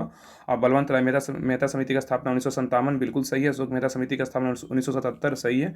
और जीवीके राव समिति का स्थापना कब हुआ था? 1985 में हुआ था। ये तीनों सही है, लेकिन एलएम सिडनी समिति का 1988 नहीं 1986 होगा। 1988 में ना सेबी का स्थापना, याद रखिए। सेबी का स्थापना कब हुआ था? 12 जुलाई 1988 का स्थापना हुआ था सेबी का, याद रखिएगा। तो बलवंत राय मेहता समिति 1957, अशोक मेहता समिति 1977, जीवीके राव समिति 1985, एलएम सिडनी समिति 1986 में स्थापना होता। चारों सही हो गया। नेक्स्ट है, चीन का राष्ट्रीय खेल निम्नलिखित में से क्या है? बताइए, चीन का जो राष्ट्रीय खेल है ना, क्या है वर्तमान में? मतलब ऐसे क्या है चीन का राष्ट्रीय खेल? तो 35 का राइट आंसर होगा option number B, table tennis है। चीन का जो राष्ट्रीय खेल क्या है? तो टेबल टेनिस है। क्वेश्चन नंबर है 36, बोल रहा है भारत ने ओलंपिक में पहली बार स्वर्ण पदक कब जीता था? भारत ने ओलंपिक में पहली बार स्वर्ण पदक कब जीता था? तो 36 का राइट आंसर होगा ऑप्शन नंबर ए, 1900 में जीता था। नेक्स्ट है, किसी जीवित शरीर के भीतर कोशिका या ऊतक की मृत्यु को क्या कहते हैं? किसी जीवित शरीर के भीतर कोशिका या ऊतक की मृत्यु को क्या कहते हैं? तो 37 का राइट आंसर होगा ऑप्शन नंबर बी, नेक्रोसिस कहते हैं। क्या कहते हैं? नेक्रोसिस। नेक्स्ट है, प्रकाश संश्लेषण के दौरान प्रकाशीय ऊर्जा किसमें परिवर्तित होता है? बताइए इसका आंसर क्या होगा? प्रकाश संश्लेषण के दौरान प्रकाशीय ऊर्जा किसमें परिवर्तित होता है? तो 38 का राइट आंसर होगा ऑप्शन नंबर बी, रासायनिक ऊर्जा में क्या होता है? परिवर्तन होता है। नेक्स्ट क्वेश्चन नंबर 39 बोल रहा है कि निम्नलिखित में से कौन ग्रीन हाउस गैस का उदाहरण नहीं है? कौन जो है ग्रीन हाउस गैस का उदाहरण नहीं है?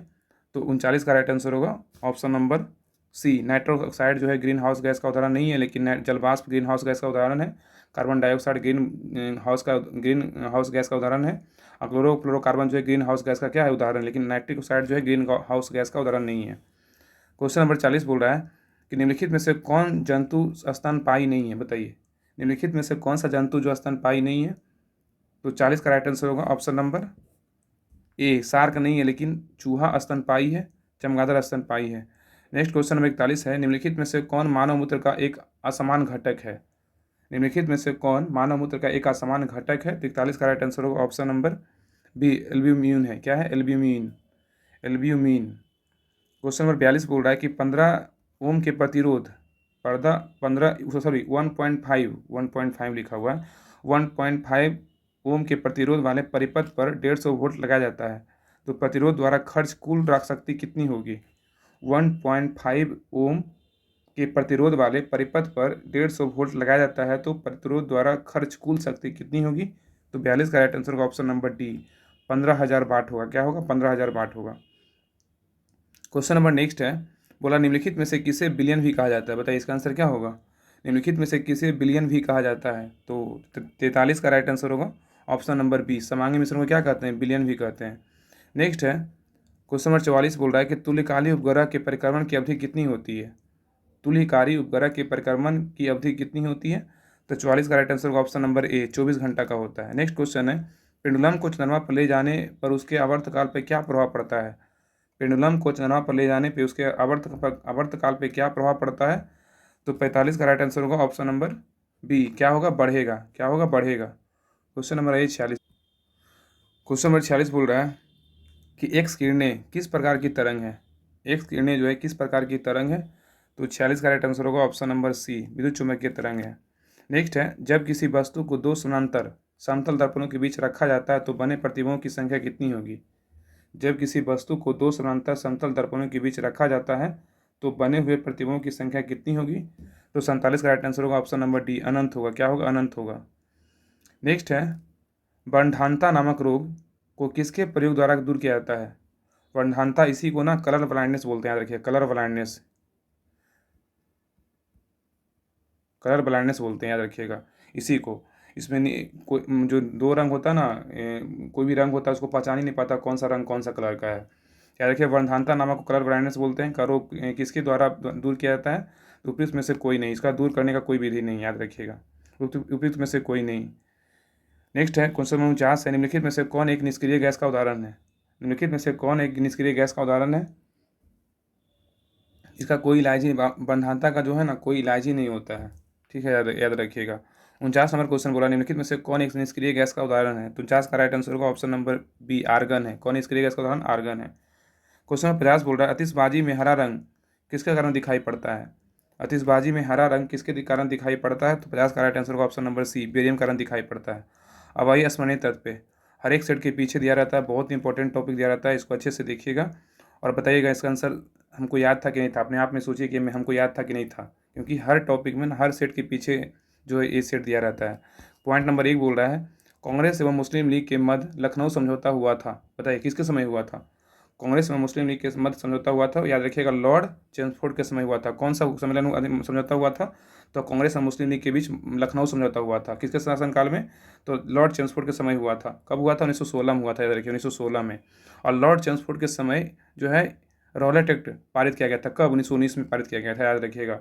तो क्वेश्चन पूछेगा कि रॉलेट एक्ट जो पारित किया गया था 1919 में, किसके समय किया गया था? तो लॉर्ड चेम्सफोर्ड के समय किया गया था। और लॉर्ड चेम्सफोर्ड के शासन समय ही, इसी के शासनकाल में शिक्षा संबंधी सैडलर आयोग का गठन किया गया था। कब? 1917 में किया गया था, याद रखिएगा। तो सैडलर आयोग का गठन कब हुआ था? 1917 में हुआ था। किसके शासनकाल में हुआ था? तो लॉर्ड चेम्सफोर्ड के शासनकाल में हुआ था। नेक्स्ट है, इसी के समय मतलब लॉर्ड चेम्सफोर्ड के समय ही जलियांवाला बाग हत्याकांड कब होता है? 13 अप्रैल 1919 को होता है। सबको पता है किसके शासनकाल में होता है? लॉर्ड चेम्सफोर्ड के समय हुआ था। और लॉर्ड चेम्सफोर्ड के समय शासनकाल में ही, लॉर्ड चेम्सफोर्ड के शासनकाल में ही गांधी जी ने असहयोग आंदोलन को क्या की थी? शुरुआत की थी। कब किया था? 1 अगस्त 1920 को किया था। तो याद रखिएगा कि लॉर्ड चेम्सफोर्ड के समय ही या शासनकाल में गांधी जी ने असहयोग आंदोलन को क्या किया था? शुरुआत किया था। कब? 1 अगस्त 1920 को किया था। नेक्स्ट है, लॉर्ड चेम्सफोर्ड के समय ही चौरी चौरा कांड के फलस्वरूप गांधी जी ने असहयोग आंदोलन को वापस लिया था। कब? 5 फरवरी 1922 को लिया था वापस। और नेक्स्ट है कि लॉर्ड चेम्सफोर्ड के समय ही पहली बार भारत मतलब इलाहाबाद में सिविल सेवा परीक्षा की शुरुआत हुआ था। कब हुआ था? 1922 में। तो क्वेश्चन पूछेगा कि पहली बार भारत में मतलब भारत के इलाहाबाद में सिविल सेवा परीक्षा की शुरुआत हुआ था। कब? तो 1922 में हुआ था। किसके शासनकाल में हुआ था? लॉर्ड चेम्सफोर्ड के शासनकाल में हुआ था, याद रखिएगा। नेक्स्ट पॉइंट बोल रहा है, साइमन कमीशन बम्बई पहुंचा था। कब? बताइए। 3 फरवरी 1928 को पहुंचा था, याद रखिएगा। साइमन कमीशन बम्बई पहुंचा था 3 फरवरी 1928 को पहुंचा था। और उसमें किसका समय था? लॉर्ड इरविन के समय पहुंचा था, याद रखिए, लॉर्ड इरविन के समय। और गांधी इरविन समझौता कब हुआ था? 5 मार्च 1931 को हुआ था गांधी इरविन समझौता। और सांप्रदायिक पंचाट की घोषणा हुई थी। कब? 16 अगस्त 1932 को हुआ था। सांप्रदायिक पंचायत की घोषणा हुई थी 16 अगस्त 1932 को। अब ये नेक्स्ट बोल रहा है प्रसिद्ध पूना समझौता हुआ था कब? 24 सितंबर 1932 को हुआ था, याद रखिएगा। प्रसिद्ध पूना समझौता हुआ था कब? 24 सितंबर 1932 को। अंग्रेजों द्वारा अगस्त प्रस्ताव लाया गया था कब? 8 अगस्त 1940 को लाया गया था। अंग्रेजों द्वारा अगस्त प्रस्ताव कब लाया गया था? 8 अगस्त 1940 को लाया गया था। पहली बार पाकिस्तान की मांग की गई थी कब? 1940 में किया गया था। किस अधिवेशन में? लाहौर अधिवेशन में किया गया था। तो पहली बार पाकिस्तान की मांग की गई थी 1940 में, लाहौर अधिवेशन में। और क्रिप्स मिशन भारत आया था कब? मार्च 1942 में क्रिप्स मिशन भारत आता है। और क्रिप्स मिशन के साथ कांग्रेस की तरफ से आधिकारिक वार्ताकार जवाहरलाल नेहरू एवं अबुल कलाम आजाद थे। तो याद रखिएगा, क्रिप्स मिशन के साथ कांग्रेस की तरफ से आधिकारिक वार्ताकार जवाहरलाल नेहरू एवं अबुल कलाम आजाद थे। नेक्स्ट है गोलमेज सम्मेलन दिया हुआ है, वर्ष दिया। तो कौन जो गोलमेज सम्मेलन कब हुआ था? तो प्रथम गोलमेज सम्मेलन हुआ था 12 नवंबर 1930 को हुआ था। और द्वितीय गोलमेज सम्मेलन कब हुआ था? 7 सितंबर 1931 को हुआ था। और तृतीय गोलमेज सम्मेलन कब हुआ था? 17 नवंबर 1932 को हुआ था। याद रखिए, प्रथम 1930, दूसरा 1931, तीसरा हुआ था 1932 में। तो प्रथम गोलमेज जो सम्मेलन हुआ था 12 नवंबर 1930 को, और द्वितीय गोलमेज जो सम्मेलन हुआ था 7 सितंबर 1931 को, और तृतीय गोलमेज सम्मेलन हुआ था 17 नवंबर 1932 को हुआ था। तीनों लगातार ही हुआ था, 30, 31, 32। नेक्स्ट है कैबिनेट मिशन भारत आया था 1946 में आया था कैबिनेट मिशन भारत। नेक्स्ट है इसके सदस्य थे, तो कैबिनेट मिशन के जो सदस्य थे कौन कौन थे? स्टैनफोर्ड क्रिप्स, पैथिक लॉरेंस और AB अलेक्जेंडर। याद रखिए, ट्रिक में ना काल याद रखिए, KAL काल। तो Stan Cripps, Pethick Lawrence, AB Alexander, याद रखिएगा। तो कैबिनेट मिशन के सदस्य कौन कौन थे? 3 से, Stanford Cripps, Pethick Lawrence, AB Alexander. Next है माउंट बेटन योजना घोषित किया गया था कब? 3 जून 1947 को घोषित किया गया था। माउंट बेटन योजना घोषित किया गया था 3 जून 1947 को। ब्रिटिश संसद में भारतीय स्वतंत्रता विधेयक प्रस्तुत किया गया था कब? 4 जुलाई 1947 को किया गया था। ब्रिटिश संसद में भारतीय स्वतंत्रता विधेयक प्रस्तुत किया गया था 4 जुलाई 1947 को।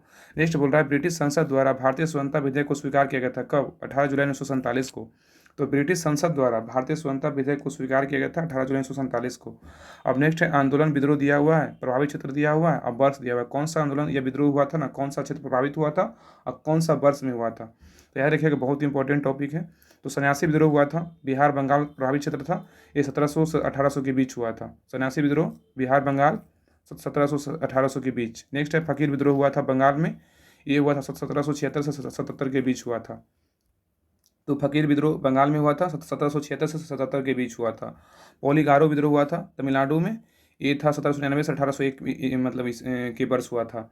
तो पोलीगारो विद्रोह तमिलनाडु 1799 से 1801 के समय हुआ था।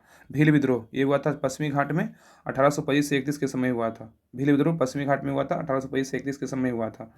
रामोसी विद्रोह हुआ था पश्चिमी घाट में, ये हुआ था 1822 से 29 के बीच हुआ था, याद रखिएगा। रामोसी विद्रोह पश्चिमी घाट के में हुआ था 1822 से 29 के बीच हुआ था। नेक्स्ट है अहोम विद्रोह। अहोम विद्रोह हुआ था असम में, आ से अहोम, आ से असम, ये हुआ था 1828 में हुआ था। कोल विद्रोह कहाँ हुआ था? छोटा नागपुर क्षेत्र में हुआ था। कोल विद्रोह 1831 से 32 के बीच हुआ था। कोल विद्रोह छोटा नागपुर क्षेत्र में हुआ था, 1831 से 32 के बीच हुआ था। बहावी आंदोलन कब हुआ था? कहाँ हुआ था? बिहार उत्तर प्रदेश में बहावी आंदोलन होता है, कब होता है? 1831 में। तो बहावी आंदोलन हुआ था बिहार उत्तर प्रदेश में, ये कब होता है? 1831 में। संथाल विद्रोह हुआ था बंगाल एवं बिहार में, संथाल विद्रोह 1855 से 56 के बीच हुआ था। संथाल विद्रोह बंगाल एवं बिहार 1855 से 56 के बीच। नील विद्रोह हुआ था बंगाल एवं बिहार के बीच हुआ था, बंगाल और बिहार में हुआ था 1859 से 60 के बीच में हुआ था। तो नील विद्रोह हुआ था बंगाल बिहार में हुआ था 1859 से 60 के बीच में हुआ था। रंपा विद्रोह हुआ था आंध्र प्रदेश में हुआ था, यह 1879 से 1922 के बीच हुआ था। रंपा विद्रोह आंध्र प्रदेश में हुआ था 1879 से 1922 के बीच हुआ था। और मुंडा विद्रोह हुआ था झारखंड में हुआ था 1899 से 1900 के बीच हुआ था। मुंडा विद्रोह हुआ था झारखंड में 1899 से 1900 के बीच हुआ था। मोपला विद्रोह हुआ था केरल में 1921 में हुआ था। तो मोपला विद्रोह हुआ था केरल में 1921 में हुआ था। फिर से देखिए, कर लेते हैं रिवीजन क्योंकि बहुत इंपॉर्टेंट था, पूछ देता है। सन्यासी विद्रोह हुआ था बिहार बंगाल 1700 से 1800। फकीर विद्रोह हुआ था बंगाल में 1776 से 77 के बीच हुआ था। पोलीगारो विद्रोह हुआ था तमिलनाडु में 1799 से 1801 के बीच हुआ था। भील विद्रोह हुआ था पश्चिमी घाट में 1825 से 31 के बीच हुआ था। और नेक्स्ट है रामोसी विद्रोह। रामोसी विद्रोह हुआ था पश्चिमी घाट में 1822 से 29 के बीच हुआ था। अहोम विद्रोह हुआ था असम में 1828 में हुआ था। कोल विद्रोह हुआ था छोटा नागपुर क्षेत्र में 1831 से 32 के बीच हुआ था। बहावी आंदोलन हुआ था बिहार उत्तर प्रदेश में 1831 में हुआ था। संथाल विद्रोह हुआ था बंगाल एवं बिहार में 1855 के बीच हुआ था। नील विद्रोह हुआ था बंगाल एवं बिहार में 1859 से 60 के बीच हुआ था। नेक्स्ट है रंपा विद्रोह हुआ था आंध्र प्रदेश में 1879 से 22 के बीच हुआ था। मुंडा विद्रोह हुआ था झारखंड में 1899 से 1900 के बीच हुआ था। मोपला विद्रोह हुआ था केरल में 1921 में हुआ था। तो ये सेट नंबर था 31। सेट नंबर 31 कंप्लीट हो गया है। अब वीडियो को लाइक जरूर कीजिएगा और शेयर जरूर कीजिएगा। अगर आप चैनल पे नए हैं सब्सक्राइब जरूर कर लीजिएगा। और पीडीएफ ग्रुप और टेस्ट जहाँ पे होता है उस ग्रुप का लिंक, एक करंट अफेयर्स ग्रुप, तीनों का लिंक हम डिस्क्रिप्शन में डाल देंगे। आप वहाँ पे लिंक पे क्लिक करके ज्वाइन कर लीजिएगा और अपनी तैयारी को और बेहतर कीजिए। और कोई अगर क्वेश्चन आप वीडियो को अगर एक बार में अच्छे से क्वेश्चन याद नहीं हो, दोबारा फिर देखिए वीडियो, जितना बार देखिएगा रिवीजन हो जाएगा। और बाकी पीडीएफ तो उसमें डाला हुआ रहता ही है, पीडीएफ से एक बार और पढ़ लीजिए, जितना मन करे उतना बार पढ़िए, सारा याद हो जाएगा। एक 20-25 मिनट का वीडियो नहीं रहता है, एक बार 2 बार 3 बार देखिएगा, सारा याद हो जाएगा क्वेश्चन। तो चलिए आज तक के लिए यहीं तक रहने देते हैं। तब तक के लिए जय हिंद। जय हिंद आप सभी को। आज इस वीडियो 5000 का प्रैक्टिस सेट नंबर 32 देखेंगे। इसके पहले का सारा सेट 1 से लेकर 30 तक अपलोड कर दिया गया है।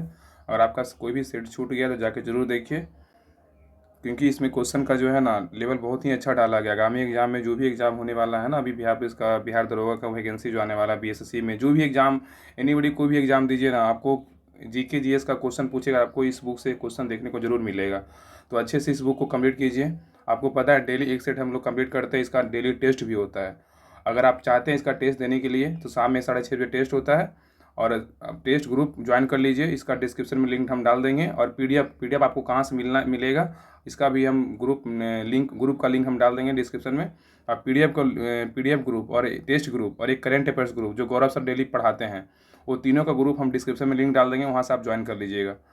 तो चलिए सेट नंबर 32 से स्टार्ट करते हैं। टेस्ट ज़रूर दीजिए, टेस्ट देने से क्या होगा ना, आपका जो कन्फ्यूजन होता है ना वो दूर हो जाएगा। और अच्छे से वीडियो को देखिए, वीडियो को लास्ट तक जरूर देखिएगा। अगर आप चैनल पे नए हैं चैनल को सब्सक्राइब कर लीजिएगा और वीडियो को लाइक शेयर जरूर कीजिएगा। तो चलिए क्वेश्चन नंबर स्टार्ट करते हैं। क्वेश्चन नंबर 32 का क्वेश्चन नंबर फर्स्ट बोल रहा है, सेट नंबर 32 का क्वेश्चन नंबर फर्स्ट है। बोल रहा है कि अपने विरोधियों के प्रति किसने कठोर एवं लौह एवं रक्त की नीति का पालन किया था।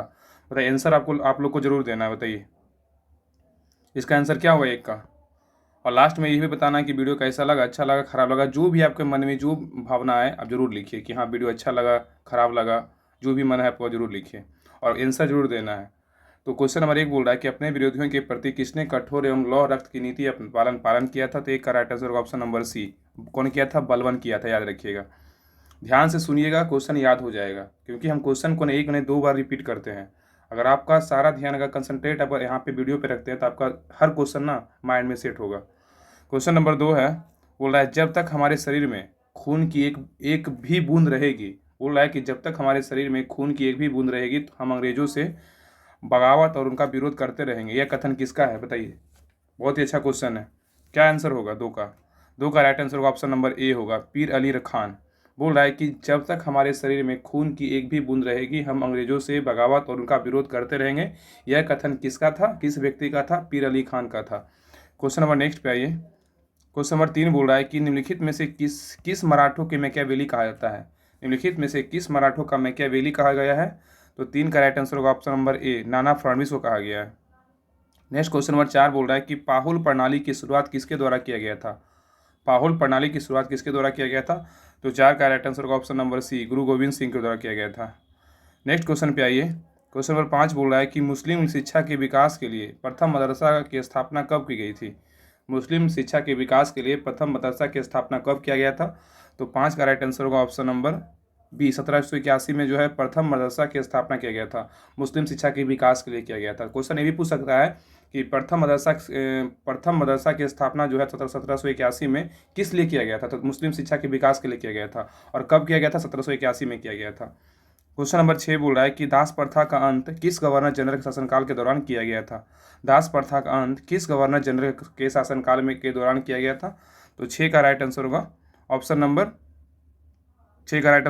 होगा सी होगा, लॉर्ड एलनबरो। क्या होगा? Lord Ellenborough.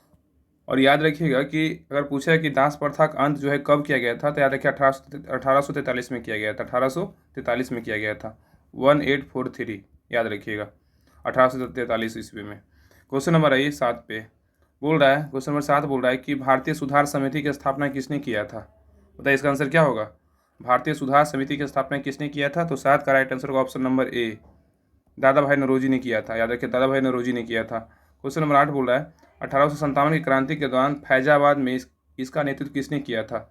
1857 की क्रांति के दौरान फैजाबाद में इसका नेतृत्व किसने किया था?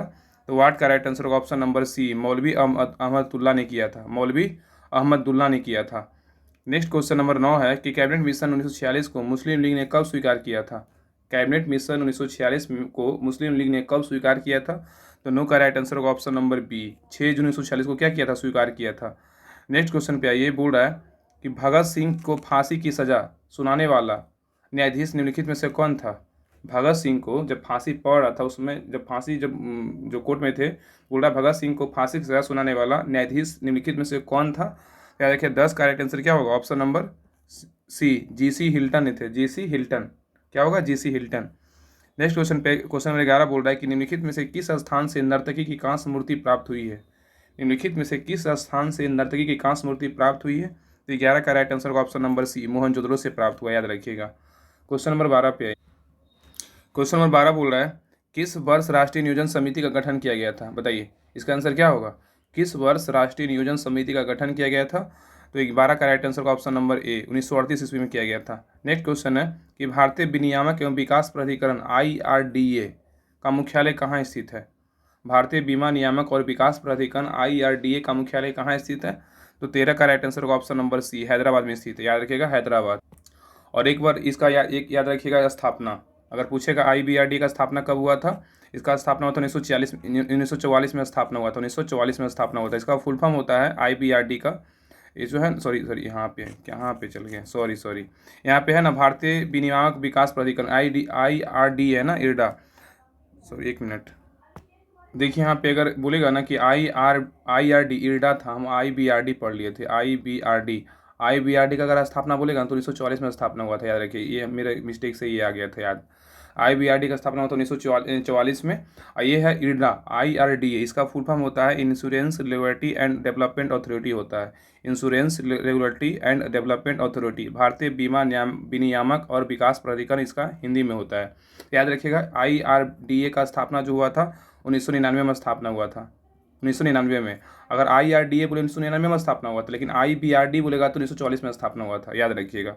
और IRDA का फुल फॉर्म होता है, इंग्लिश में बात करें तो insurance regulatory and development authority होता है। याद रखिएगा। क्वेश्चन नंबर आइए 14 पे। जो क्वेश्चन नंबर 14 बोल रहा है कि निम्नलिखित में से कौन अप्रत्यक्ष कर का उदाहरण है? बताइए निम्नलिखित में से कौन अप्रत्यक्ष कर का उदाहरण है? तो 14 का राइट आंसर होगा ऑप्शन नंबर सी, सीमा शुल्क जो है अप्रत्यक्ष कर का उदाहरण है, लेकिन निगम कर प्रत्यक्ष कर है, संपत्ति कर प्रत्यक्ष कर है। नेक्स्ट है द अल्टीमेट गोल पुस्तक के लेखक कौन है? द अल्टीमेट गोल पुस्तक के लेखक कौन है? तो 15 का राइट आंसर होगा ऑप्शन नंबर सी, विक्रम सूद है। विक्रम सूद है, याद रखिएगा। नेक्स्ट है क्वेश्चन नंबर 16 बोल रहा है कि भोरघाट दर्रा किन दो स्थानों के बीच संपर्क मार्ग है? भोरघाट दर्रा किन दो स्थानों के बीच संपर्क मार्ग है? तो 16 का राइट आंसर होगा ऑप्शन नंबर सी, मुंबई और पुणे के बीच स्थित है। भोरघाट दर्रा बोलेगा मुंबई और पुणे के बीच स्थित है। क्वेश्चन नंबर 17 है कि पंच परमेश्वर परियोजना किन दो देशों की संयुक्त परियोजना है? पंचवेश्वर परियोजना बोल रहा है, पंचवेश्वर परियोजना किन दो देशों की संयुक्त परियोजना है? याद रखिएगा 17 का राइट आंसर होगा option number B, Bharat Nepal के बीच कौन सा परियोजना है? तो पंचवेश्वर परियोजना है, पंचेश्वर परियोजना। याद रखिएगा। क्वेश्चन नंबर 18 बोल रहा है कि भारत सरकार ने राष्ट्रीय कृषि नीति की घोषणा किस वर्ष की थी? भारत सरकार ने राष्ट्रीय कृषि नीति की घोषणा किस वर्ष की थी? तो 18 का राइट आंसर होगा ऑप्शन नंबर बी, 2000 ईस्वी में किया था। कब किया था? 2000 में। क्वेश्चन नंबर 19 बोल रहा है कि दक्षिण सह्याद्री का निम्नलिखित में से सर्वोत्तम शिखर कौन सा है? दक्षिण सह्याद्री का निम्नलिखित में से सर्वोच्च शिखर कौन सा है? तो 19 का राइट आंसर होगा ऑप्शन नंबर ए, कुद्रेमुख है। क्या है? कुद्रेमुख है। कभी कभी गर्मी से ना दिमाग खराब हो जाता है, बहुत गर्मी किए हुए है एकदम। फैन को ऑफ करके वीडियो हम बना रहे हैं, इसलिए ना वीडियो को लाइक और शेयर जरूर कीजिएगा। अगर चैनल पे अगर नए हैं ना, सब्सक्राइब जरूर कीजिएगा। जितना हमसे होता है ना, हम मेहनत जरूर करेंगे, इससे ज़्यादा ही मेहनत करने की कोशिश करेंगे। अपने आप में सोचेंगे हम बेस्ट दें, कि ये लगे कि हाँ सारा क्वेश्चन याद हो जाए अच्छे से, एकदम जो है ना ठीक करें, हर वो क्वेश्चन का सोल्यूशन करें। अपने आप में जितना हो उतना हम एफर्ट लगा दें। इसलिए वीडियो को लाइक शेयर जरूर कीजिएगा और सब्सक्राइब अगर जरूर कीजिएगा, सब्सक्राइब तो कर ही लीजिएगा। क्वेश्चन नंबर 20 है कि जावा सागर तथा हिंद महासागर में कौन सी जल संधि जोड़ती है? क्योंकि हम इसलिए फैन ऑन नहीं करते हैं ना, क्योंकि माइक से तो शूट करते नहीं है, और इसलिए करते हैं कि फ़ैन का अगर चालू करेंगे तो फ़ैन का आप लोग के पास आवाज़ आएगा, तो इसलिए सोचते ही नहीं। चलो ठीक है, कोई नहीं, मेहनत करने पे सब कुछ संभव है। अब बिना मेहनत किए कुछ नहीं है पॉसिबल। क्वेश्चन नंबर 20 बोल रहा है कि जावा सागर तथा हिंद महासागर में कौन सी जल संधि जोड़ती है, बताइए। आंसर जरूर दीजिए आप लोग, ठीक है ना। जावा सागर तथा हिंद महासागर को कौन सी जल संधि जोड़ती है? तो 20 का राइट आंसर होगा ऑप्शन नंबर 20, सुंडा जल संधि है। कौन सी जल संधि? सुंडा जल संधि। और ज़्यादा इसलिए हम डिस्क्राइब नहीं करते हैं क्योंकि कम समय में ना आप मतलब रिवीजन कर लीजिए। आप PDF हम भेज देते हैं, आप टेस्ट लगाइए। और क्योंकि अगर हम पूरा अगर जो भी हमको मतलब लग रहा है कि हाँ इसका सोल्यूशन करना चाहिए हर एक ऑप्शन का, तो बहुत लंबा वीडियो चल जाएगा, तो आपका रिवीजन नहीं कर पाइएगा। बस ये है, एक तरह से सेट बनाइए, एक तरह से जो भी है आप टेस्ट दीजिए। जैसे पढ़ना है, PDF से पढ़ने एक बार वीडियो से याद नहीं होता, 2 बार देखिए वीडियो, 3 बार देखिए, 4 बार देखिए। फिर जब भी PDF ग्रुप में डाला रहता है, ग्रुप से PDF निकाल करके आप पढ़ लीजिए। क्योंकि क्वेश्चन डायरेक्ट अगर आप डेली क्वेश्चन अच्छे से कर रहे हैं, अच्छे से टेस्ट दे रहे हैं, तो आपको जो है ना माइंड पावर बहुत ज़्यादा बढ़ेगा। चलिए क्वेश्चन नंबर नेक्स्ट पे आइए। तो क्वेश्चन नंबर 20 बोल रहा था ना कि जावा सागर तथा हिंद महासागर को कौन सी जल संधि जोड़ती है? तो सुंडा जल संधि है। क्वेश्चन नंबर 21 बोल रहा है कि भारत के अधिकांश भाग में किस प्रकार वन पाए जाते हैं?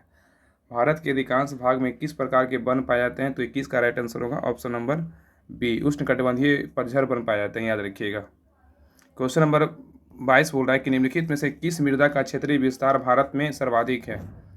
क्वेश्चन नंबर 22 बोल रहा है कि निम्नलिखित में से किस मृदा का क्षेत्रीय विस्तार भारत में सर्वाधिक है? बताइए इसका आंसर क्या होगा। बहुत ही अच्छा क्वेश्चन है। 22 का राइट आंसर होगा ऑप्शन नंबर सी, जलोढ़ मृदा का है। तो क्वेश्चन बोल रहा था किस मृदा का क्षेत्रीय विस्तार भारत में सर्वाधिक है? तो जलोढ़ मृदा का, याद रखिए। क्वेश्चन नंबर आइए 23 पे। चलिए क्वेश्चन नंबर 23 बोल रहा है कि विश्व ओजोन दिवस प्रतिवर्ष किस तिथि को मनाया जाता है? क्वेश्चन नंबर 23 बोल रहा है कि विश्व ओजोन दिवस किस तिथि को मनाते हैं? तो 16 सितंबर को क्या मनाते हैं? विश्व ओजोन दिवस मनाते हैं, याद रखिए। 16 सितंबर को विश्व ओजोन दिवस। 5 जून को विश्व पर्यावरण दिवस मनाते हैं। क्या मनाते हैं? विश्व पर्यावरण दिवस, याद रखिएगा। और 10 अप्रैल तो उतना इंपॉर्टेंट है ही नहीं। 16 अक्टूबर क्या, 16 अक्टूबर को ना विश्व खाद्य दिवस मनाते हैं, याद रखिए। 16 अक्टूबर को विश्व खाद्य दिवस मनाते हैं। विश्व खाद्य दिवस 16 अक्टूबर, विश्व खाद्य दिवस, विश्व खाद्य दिवस। और 5 जून को विश्व पर्यावरण दिवस, 16 सितंबर को विश्व ओजोन दिवस मनाते हैं, याद रखिएगा। क्वेश्चन नंबर आइए 24 पे। क्वेश्चन नंबर 24 बोल रहा है उदय भूमि निम्न में से किस महापुरुष की समाधि स्थल है? उदय भूमि निम्न में से किस महापुरुष की समाधि स्थल है? तो 24 का राइट आंसर होगा option number D, KR Narayan का है। किसका है? KR नारायण का। आप लोग जितना है ना, जितने लोग वीडियो देखते हैं, जितने लोग शेयर करते हैं, आप जितना कोशिश कीजिए ना कि टेस्ट देने के लिए, क्योंकि ग्रुप में बहुत सारे लोग टेस्ट देते हैं पहले से ही। तो अभी सोचिए ग्रुप में जुड़ करके टेस्ट लगाइए, क्योंकि टेस्ट लगाने से ना रिवीजन बहुत अच्छा हो जाएगा। यहाँ से वीडियो देखिए, एक बार नहीं याद हो 2 बार देखिए, 3 बार देखिए, और जाके तुरंत टेस्ट लगाइए शाम में 6:30 बजे। टेस्ट लगाने से ना आपका बहुत ही कंफ्यूजन दूर हो जाएगा। तो टेस्ट का ग्रुप का लिंक जो है डिस्क्रिप्शन में डाल देंगे, वहाँ पे से आप क्लिक करके लिंक ज्वाइन कर लीजिएगा। क्वेश्चन नंबर 25 है, देश का सर्वोच्च वीरता पुरस्कार निम्नलिखित में से कौन सा है? बताइए। देश का सर्वोच्च वीरता पुरस्कार निम्नलिखित में से कौन सा है? तो 25 का राइट आंसर होगा ऑप्शन नंबर सी है, परमवीर चक्र है। क्वेश्चन नंबर 26 बोल रहा है कि विदेशीय लोकनृत्य निम्नलिखित में से किस राज्य से संबंधित है? विदेशीय लोकनृत्य निम्नलिखित में से किस राज्य से संबंधित है? तो 26 का राइट आंसर होगा ऑप्शन नंबर सी, झारखंड से। कौन सा है? राज्य से झारखंड से। नेक्स्ट क्वेश्चन है, क्वेश्चन नंबर 27 बोल रहा है ओलंपिक ध्वज, ओलंपिक फ्लैग को सर्वप्रथम किस वर्ष फहराया गया था? बताइए क्या होगा। ओलंपिक ध्वज को सर्वप्रथम किस वर्ष फहराया गया था? 27 का राइट आंसर होगा ऑप्शन नंबर ए, 1920 ईस्वी में फहराया गया था। नेक्स्ट क्वेश्चन पे आइए। बोल रहा है सूचना क्रांति के जनक के रूप में किसे किसे जाना जाता है? सूचना क्रांति के जनक के रूप में किसे जाना जाता है? तो 28 का राइट आंसर होगा option number A, Arthur C Clarke को जाना जाता है। तो सूचना क्रांति के जनक के रूप में किसे जाना जाता है? तो आर्थर सी क्लार्क, याद रखिएगा। नेक्स्ट क्वेश्चन है नंबर 29 बोल रहा है कि भारतीय संविधान की उद्देशिका में कितने प्रकार के न्याय का वर्णन किया गया है? भारतीय संविधान की उद्देशिका में कितने प्रकार के न्याय का वर्णन किया गया है? 29 का राइट आंसर होगा ऑप्शन नंबर बी, 3 प्रकार के किया गया है। कितने प्रकार के? 3 प्रकार के। क्वेश्चन नंबर आइए 30 पे। क्वेश्चन नंबर 30 बोल रहा है कि निम्नलिखित में से कौन सा युग्म सुमेलित नहीं है? कौन सा इसमें गलत बोल रहा है? तो गलत क्या है? तो 30 का राइट आंसर होगा ऑप्शन नंबर ए, 1 और 3 गलत है। तो देखिए इसमें विधि द्वारा स्थापित प्रक्रिया, ये ब्रिटेन से नहीं लिया गया। विधि द्वारा स्थापित प्रक्रिया कहाँ से लिया गया? जापान से लिया गया, याद रखिएगा। विधि द्वारा स्थापित प्रक्रिया कहाँ से लिया गया? जापान से लिया गया। राज्यसभा सदस्यों का निर्वाचन दक्षिण अफ्रीका, बिल्कुल सही है। राज्यसभा सदस्यों का निर्वाचन जो है दक्षिण अफ्रीका से लिया गया है। और द्विसदनवाद ये कहाँ से लिया गया है? द्विसदनवाद ये ब्रिटेन से लिया गया है, USA नहीं होगा, ब्रिटेन होगा, याद रखिएगा। ब्रिटेन से लिया गया है द्विसदनवाद। और संवर्धित सूची कहाँ से लिया गया? ऑस्ट्रेलिया से। तब से तो 1 और 3 गलत था। तो ये क्या हुआ, विधि द्वारा स्थापित प्रक्रिया जापान से लिया गया, तब सही होगा। राष्ट्रसभा सदस्यों का निर्वाचन दक्षिण अफ्रीका से लिया गया, ये सही था। और द्विसदनवाद ये यूएसए नहीं होगा, ब्रिटेन से लिया गया है। और संवर्धित सूची ऑस्ट्रेलिया से लिया गया, तो इसका चारों कथन सही हो गया। क्वेश्चन नंबर आइए 31 पे, बोल रहा है बिहार में लोकसभा तथा राज्यसभा की कुल सीटें क्रमशः कितनी हैं। बिहार में लोकसभा तथा राज्यसभा की कुल सीटें कितनी हैं। तो बिहार में लोकसभा और राज्यसभा की सीटें जो है, इसका राइट आंसर 31 का राइट आंसर होगा ऑप्शन नंबर बी। बिहार में लोकसभा की सीटें कितना है, तो 40 है। और राज्यसभा कितना है, तो 16। याद रखिए, बिहार में 40 लोकसभा का और राज्यसभा कितना है, 16 है। क्वेश्चन नंबर 32 बोल रहा है कि निम्नलिखित में से कौन सा प्रतिनिधित्व का सिद्धांत अथवा प्रतिरूप नहीं है। निम्नलिखित में से कौन सा प्रतिनिधित्व का सिद्धांत अथवा प्रतिरूप नहीं है। तो 32 का राइट आंसर होगा ऑप्शन नंबर डी। सर्वसम्मति नहीं है, लेकिन न्यायशीलता है, जनादेश है और प्रगतिकरण है। क्वेश्चन नंबर 33 बोल रहा है कि 52वां संविधान संशोधन के तहत किन भाषाओं को 8वां अनुसूची में शामिल किया गया है। 52वां संविधान संशोधन के तहत किन भाषाओं को 8वीं सूची में शामिल किया गया है। तो 33 का राइट आंसर होगा ऑप्शन नंबर डी, उपरोक्त सभी को किया गया 8वीं सूची में 52वें संविधान संशोधन के द्वारा। बोडो है, डोंगरी है, मैथिली है, ये सभी तीनों को शामिल किया गया है, उपरोक्त सभी। क्वेश्चन नंबर 34 बोल रहा है कि भारतीय राजनीति के इतिहास में अभी तक कुल कितनी बार दोनों सदनों की संयुक्त बैठक हुई है। भारतीय इतिहास में अभी तक कुल कितनी बार दोनों सदनों की संयुक्त बैठक हुई है। तो 34 का राइट आंसर होगा ऑप्शन नंबर क्या होगा, ऑप्शन नंबर बी, 3 होगा, 3। तो क्वेश्चन बोल रहा है भारतीय राजनीति के इतिहास में अभी तक कुल कितनी बार दोनों सदनों की संयुक्त बैठक बुलाई गई। 3 बार बुलाई गई, याद रखिएगा। क्वेश्चन नंबर 35 बोल रहा है कि उच्च न्यायालय के न्यायाधीशों की सेवानिवृत्ति की आयु क्या है। उच्च न्यायालय के न्यायाधीशों की सेवानिवृत्ति की आयु क्या है। तो 35 का राइट आंसर होगा ऑप्शन नंबर सी, 62 वर्ष है। क्या है, तो 62 वर्ष। अगर उच्चतम न्यायालय का बात करेगा तो 65 वर्ष हो जाएगा। क्वेश्चन नंबर 36 बोल रहा है कि निम्नलिखित में से यूरोपीय संघ की कार्यकारी नौकरशाही भुजा कौन सी है। निम्नलिखित में से यूरोपीय संघ की कार्यकारी नौकरशाही भुजा कौन सी है। तो 36 का राइट आंसर होगा ऑप्शन नंबर बी, यूरोपीय आयोग है। कौन है, यूरोपीय आयोग। नेक्स्ट क्वेश्चन है कि राष्ट्रीय हरित न्याय अधिकरण एनजीटी, नेशनल ग्रीन ट्रिब्यूनल, राष्ट्रीय न्याय अधिकरण का मुख्यालय कहाँ है। तो 37 का आंसर क्या होगा, इसका आंसर होगा ऑप्शन नंबर ए, नई दिल्ली इसका राइट आंसर है। क्या है, नई दिल्ली, याद रखिएगा। और एनजीटी का स्थापना का बात करें कब हुआ था, 2010 में हुआ था। याद रखिए, इसका स्थापना कब हुआ था, 2010 में इसका स्थापना हुआ था। क्वेश्चन नंबर 38 है कि विश्व का पहला परमाणु बिजली घर किस देश में स्थापित किया गया है।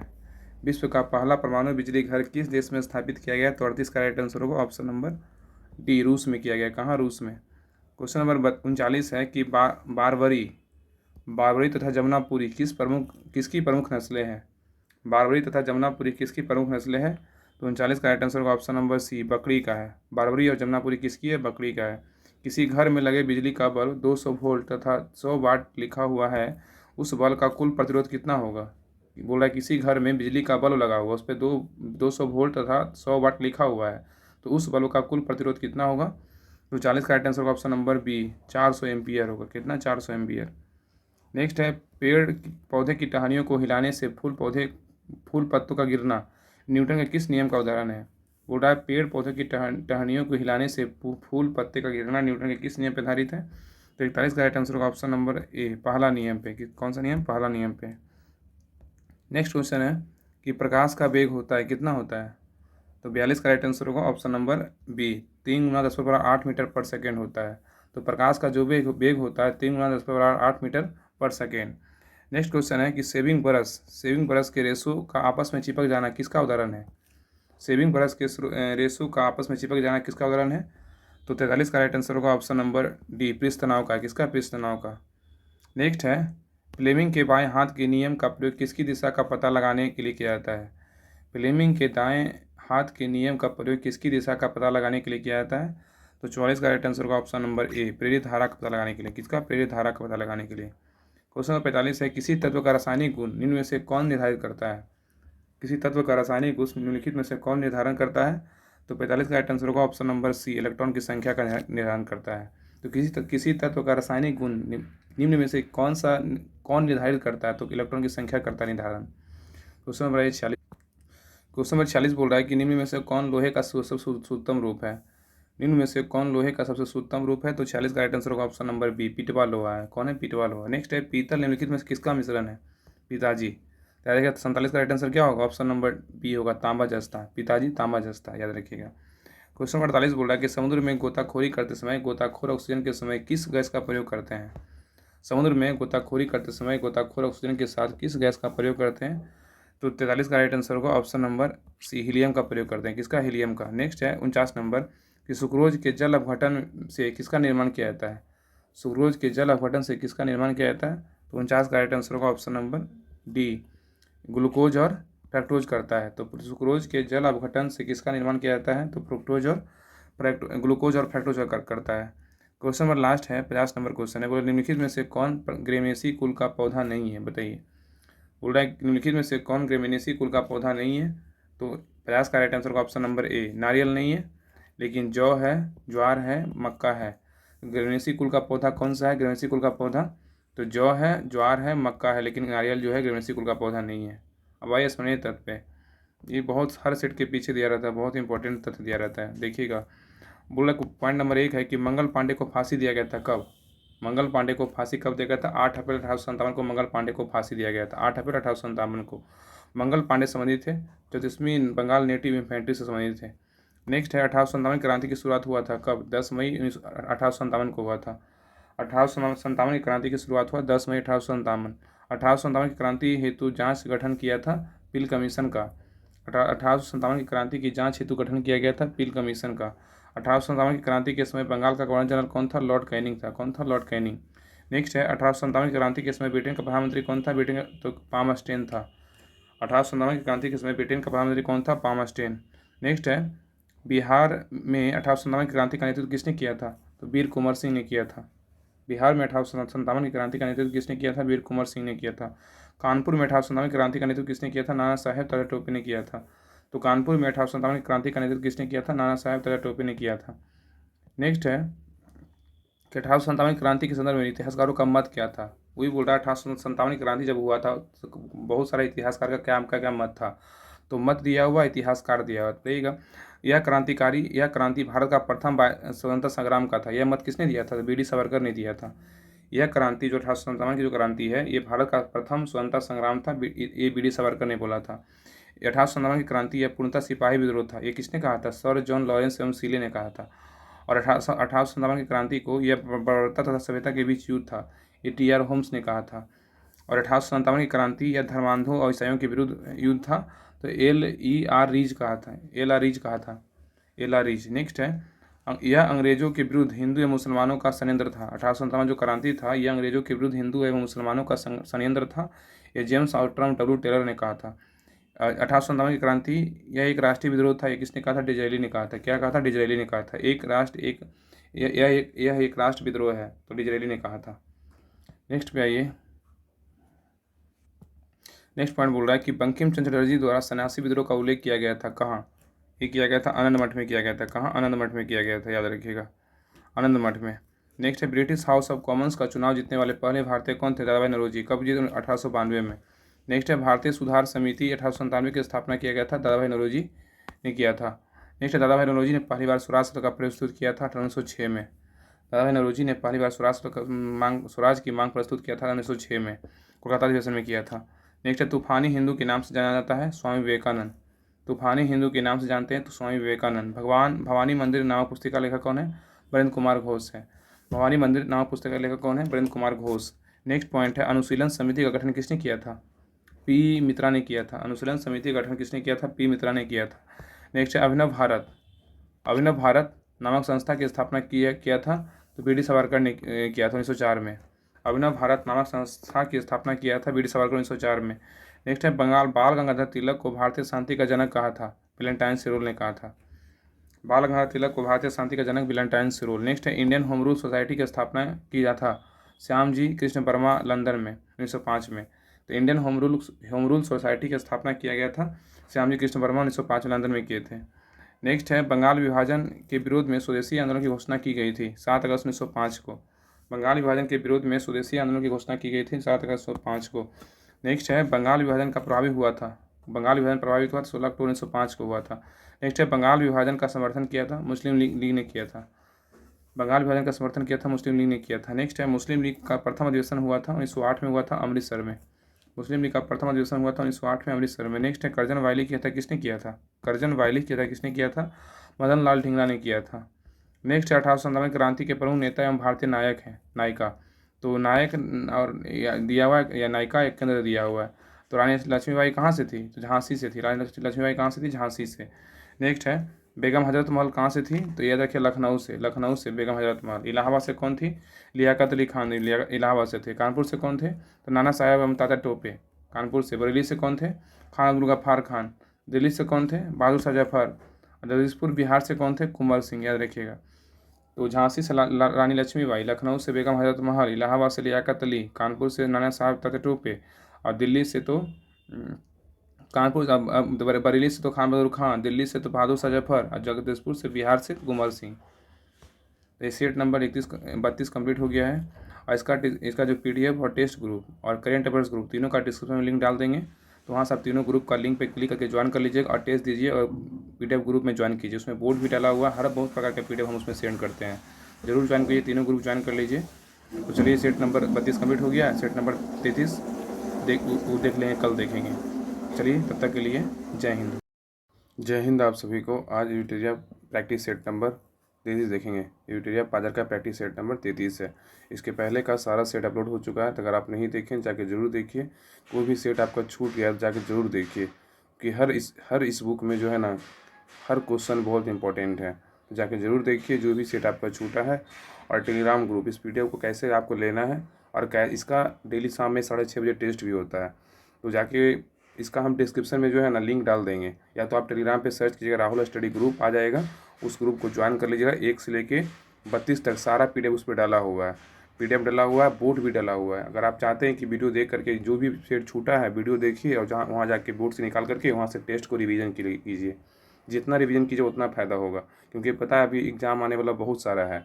तो जो भी सेट आपका छूटा है प्लेलिस्ट बना हुआ है, जाके वीडियो निकालिए और देखिए और जाके टेस्ट लगाइए। और वीडियो को लास्ट तक जरूर देखिएगा। और वीडियो को लाइक कीजिएगा, शेयर कीजिएगा। अगर आप चैनल पर नए हैं चैनल को सब्सक्राइब जरूर कीजिएगा। तो चलिए सेट नंबर 33 से स्टार्ट करते हैं। क्वेश्चन नंबर 1 बोल रहा है आंसर आपको बोलना है। आंसर आपको बताना है कि कौन सा आंसर किस क्वेश्चन का आंसर कौन सा सही है।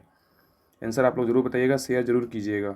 सब्सक्राइब तो जरूर कर ही लीजिएगा, क्योंकि सब्सक्राइब अगर आप इस चैनल पे ना बहुत सारा ऐसा है ना, आपको बहुत हेल्पफुल मिलेगा। क्योंकि चैनल तो बहुत सारा है। आप देखिएगा कि अगर गौर से वीडियो को देखिएगा, आपको हम वीडियो जितना चलेगा उतना देर में आपको सारा क्वेश्चन याद करवा देंगे।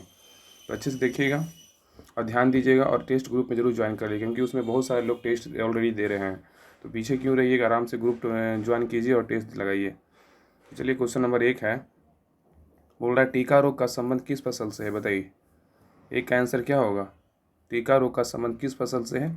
एक का राइट आंसर होगा ऑप्शन नंबर डी, मूंगफली से। याद रखिएगा, टीका रोग का जो संबंध है ना वो मूंगफली से है। क्वेश्चन नंबर 2 है कि जीवाणु कोशिका में सूत्रकणिका की संख्या कितनी होती है? बताइए। जीवाणु कोशिका में सूत्रकणिका की संख्या कितनी होती है?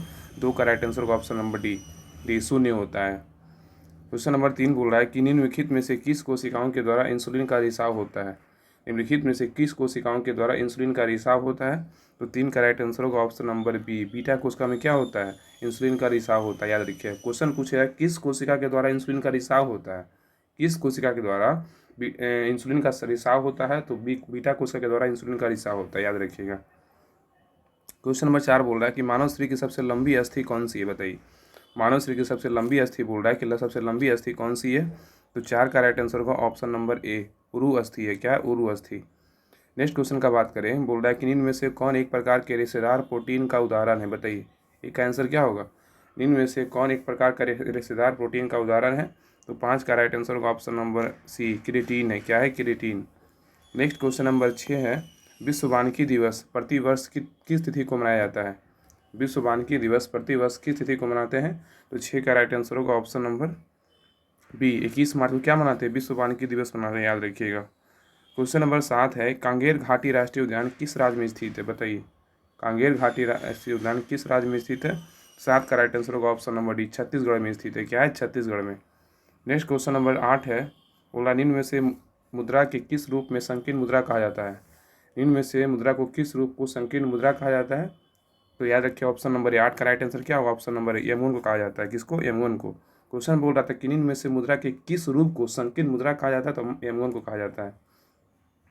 क्वेश्चन नंबर आइए 9 पे, बोल रहा है कि सेट सेट है ना, सेट SET निम्न में से किस देश के स्टॉक एक्सचेंज का नाम है? बताइए। सेट जो है निम्न में से किस देश के स्टॉक एक्सचेंज का नाम है? से भारत का है ना, भारत का सेबी है, बॉम्बे स्टॉक एक्सचेंज है, ये सब क्या है? याद रखिएगा, सब भारत का स्टॉक एक्सचेंज है। तो याद रखिए, इसमें बोल रहा है कि सेट जो है इनमें से किस देश का स्टॉक एक्सचेंज है? तो नो का राइट आंसर होगा ऑप्शन नंबर ए, थाईलैंड का है, थाईलैंड का, याद रखिएगा। क्वेश्चन नंबर 10 बोल रहा है कि भारत ने अपना पहला परमाणु परीक्षण कब किया था? बताइए। बहुत ही अच्छा क्वेश्चन है। भारत ने अपना पहला परमाणु परीक्षण कब किया था? तो 10 का राइट आंसर है ऑप्शन नंबर ए, 18 मई 1974 को किया था। कब किया था? 18 मई 1974। तो एक याद रखिए, 18 मई 1974 को भारत ने पहला परमाणु परीक्षण किया था। अगर यहाँ बात करें कि भारत ने दूसरा परमाणु परीक्षण कब किया था, याद रखिए 11 मई 1998 को किया था। कब किया था? 1998 को दूसरा परमाणु परीक्षण किया था, याद रखिएगा। और इसके पहले 1974 में, याद रखिएगा। क्वेश्चन नंबर आइए 11 पे। बोल रहा है कि धनवंतरी तथा कालिदास निम्न में से किसके दरबार में रहते थे? धनवंतरी तथा कालिदास निम्न में से किसके दरबार में रहते थे? तो 11 का राइट आंसर होगा ऑप्शन नंबर बी, चंद्रगुप्त द्वितीय के दरबार में रहते थे। किसके? चंद्रगुप्त द्वितीय के दरबार में रहते थे। क्वेश्चन नंबर 12 बोल रहा है कि किस इतिहासकार ने बहादुर शाह को क्वेश्चन फिर से पढ़ रहे हैं। बोल रहा है कि किस इतिहासकार ने बहादुर शाह को शाह ए बेखबर कहकर पुकारा था? बहुत ही अच्छा क्वेश्चन है। किस इतिहासकार ने बहादुर शाह को शाह ए बेखबर कहकर पुकारा था? तो 12 का राइट आंसर होगा ऑप्शन नंबर बी, खफी खां ने कहा था। किसने? खफी खां। अब आइए क्वेश्चन नंबर 13 पे। क्वेश्चन नंबर 13 बोल रहा है कि बंगाली भाषा में प्रकाशित होने वाला पहला समाचार पत्र निम्न में से कौन था? और इसका आंसर क्या होगा? तो 13 का राइट आंसर होगा ऑप्शन नंबर बी, दिग्दर्शन था। क्यों था? दिग्दर्शन। तो बंगाली भाषा में प्रकाशित होने वाला पहला समाचार पत्र निम्न में से कौन था? तो दिग्दर्शन था। क्वेश्चन नंबर 14 बोल रहा है कि रेले कमीशन का गठन किस वायसराय के कार्यकाल के दौरान किया गया था? रेले कमीशन का जो गठन था किस वायसराय के कार्यकाल के दौरान किया गया था? तो 14 का राइट आंसर होगा option number C, Lord Curzon के शासनकाल में किया गया था। क्वेश्चन नंबर 15 बोल रहा है कि ब्रोकन विंग पुस्तक के लेखक निम्न में से कौन है? ब्रोकन विंग पुस्तक के लेखक निम्न में से कौन है? तो 15 का राइट आंसर होगा ऑप्शन नंबर बी, कौन है? सरोजिनी नायडू है। कौन है? सरोजिनी नायडू, याद रखिए। तो ब्रोकन विंग पुस्तक के लेखक कौन है? Sarojini Naidu. Question number next पे आइए।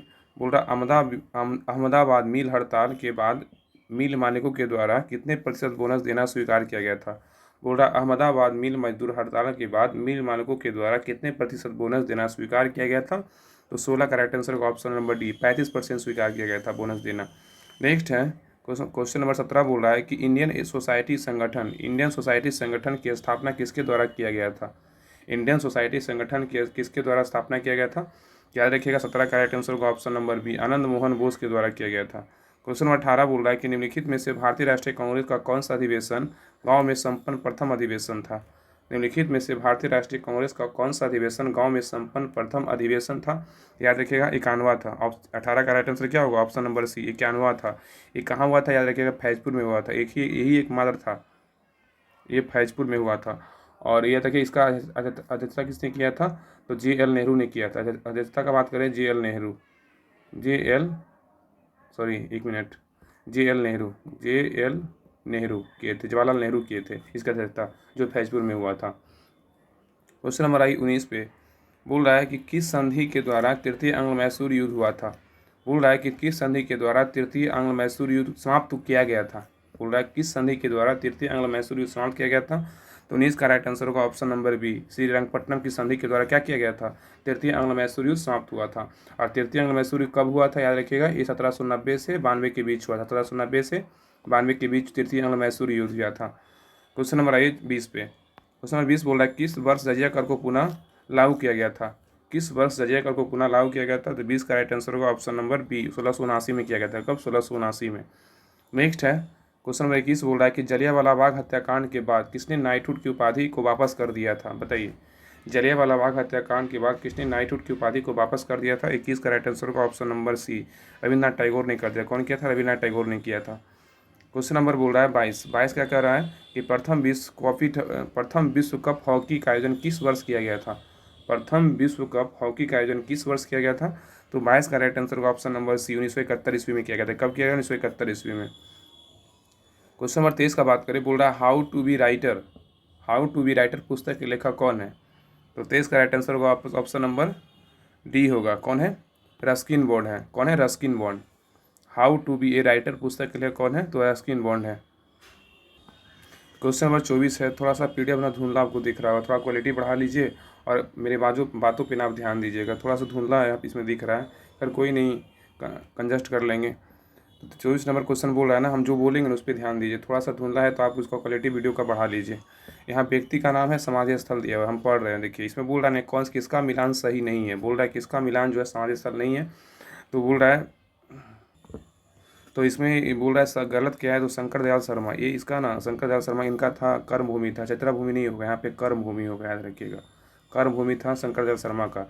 चैत्रा भूमि किसका था? बी आर अम्बेडकर का था, बी आर अम्बेडकर का था, डॉक्टर बाबा साहब अम्बेडकर का था चैत्रा भूमि। और महात्मा गांधी क्या था? सबको पता है, राजघाट था। ज्ञानी जैल सिंह के क्या था? एकता स्थल था। और मोरारजी देसाई का क्या था? अभय घाट। याद रखिए, महात्मा गांधी राजघाट समाधि स्थल का नाम था। ज्ञानी जैल सिंह का समाधि स्थल का नाम क्या था? एकता स्थल। एकता में क्या है? ज्ञान है। मोरारजी देसाई का क्या था? अभय घाट। शंकर दयाल शर्मा क्या था? कर्म भूमि। और चैत्रा भूमि किसका था? डॉक्टर भीमराव अम्बेडकर का था। अब भाई क्वेश्चन नंबर 25 बोल रहा है कि भारत ने मंगलयान का सफल प्रक्षेपण, बोल रहा है कि भारत ने मंगलयान का सफल प्रक्षेपण किस वाहन से के द्वारा लॉन्च किया था?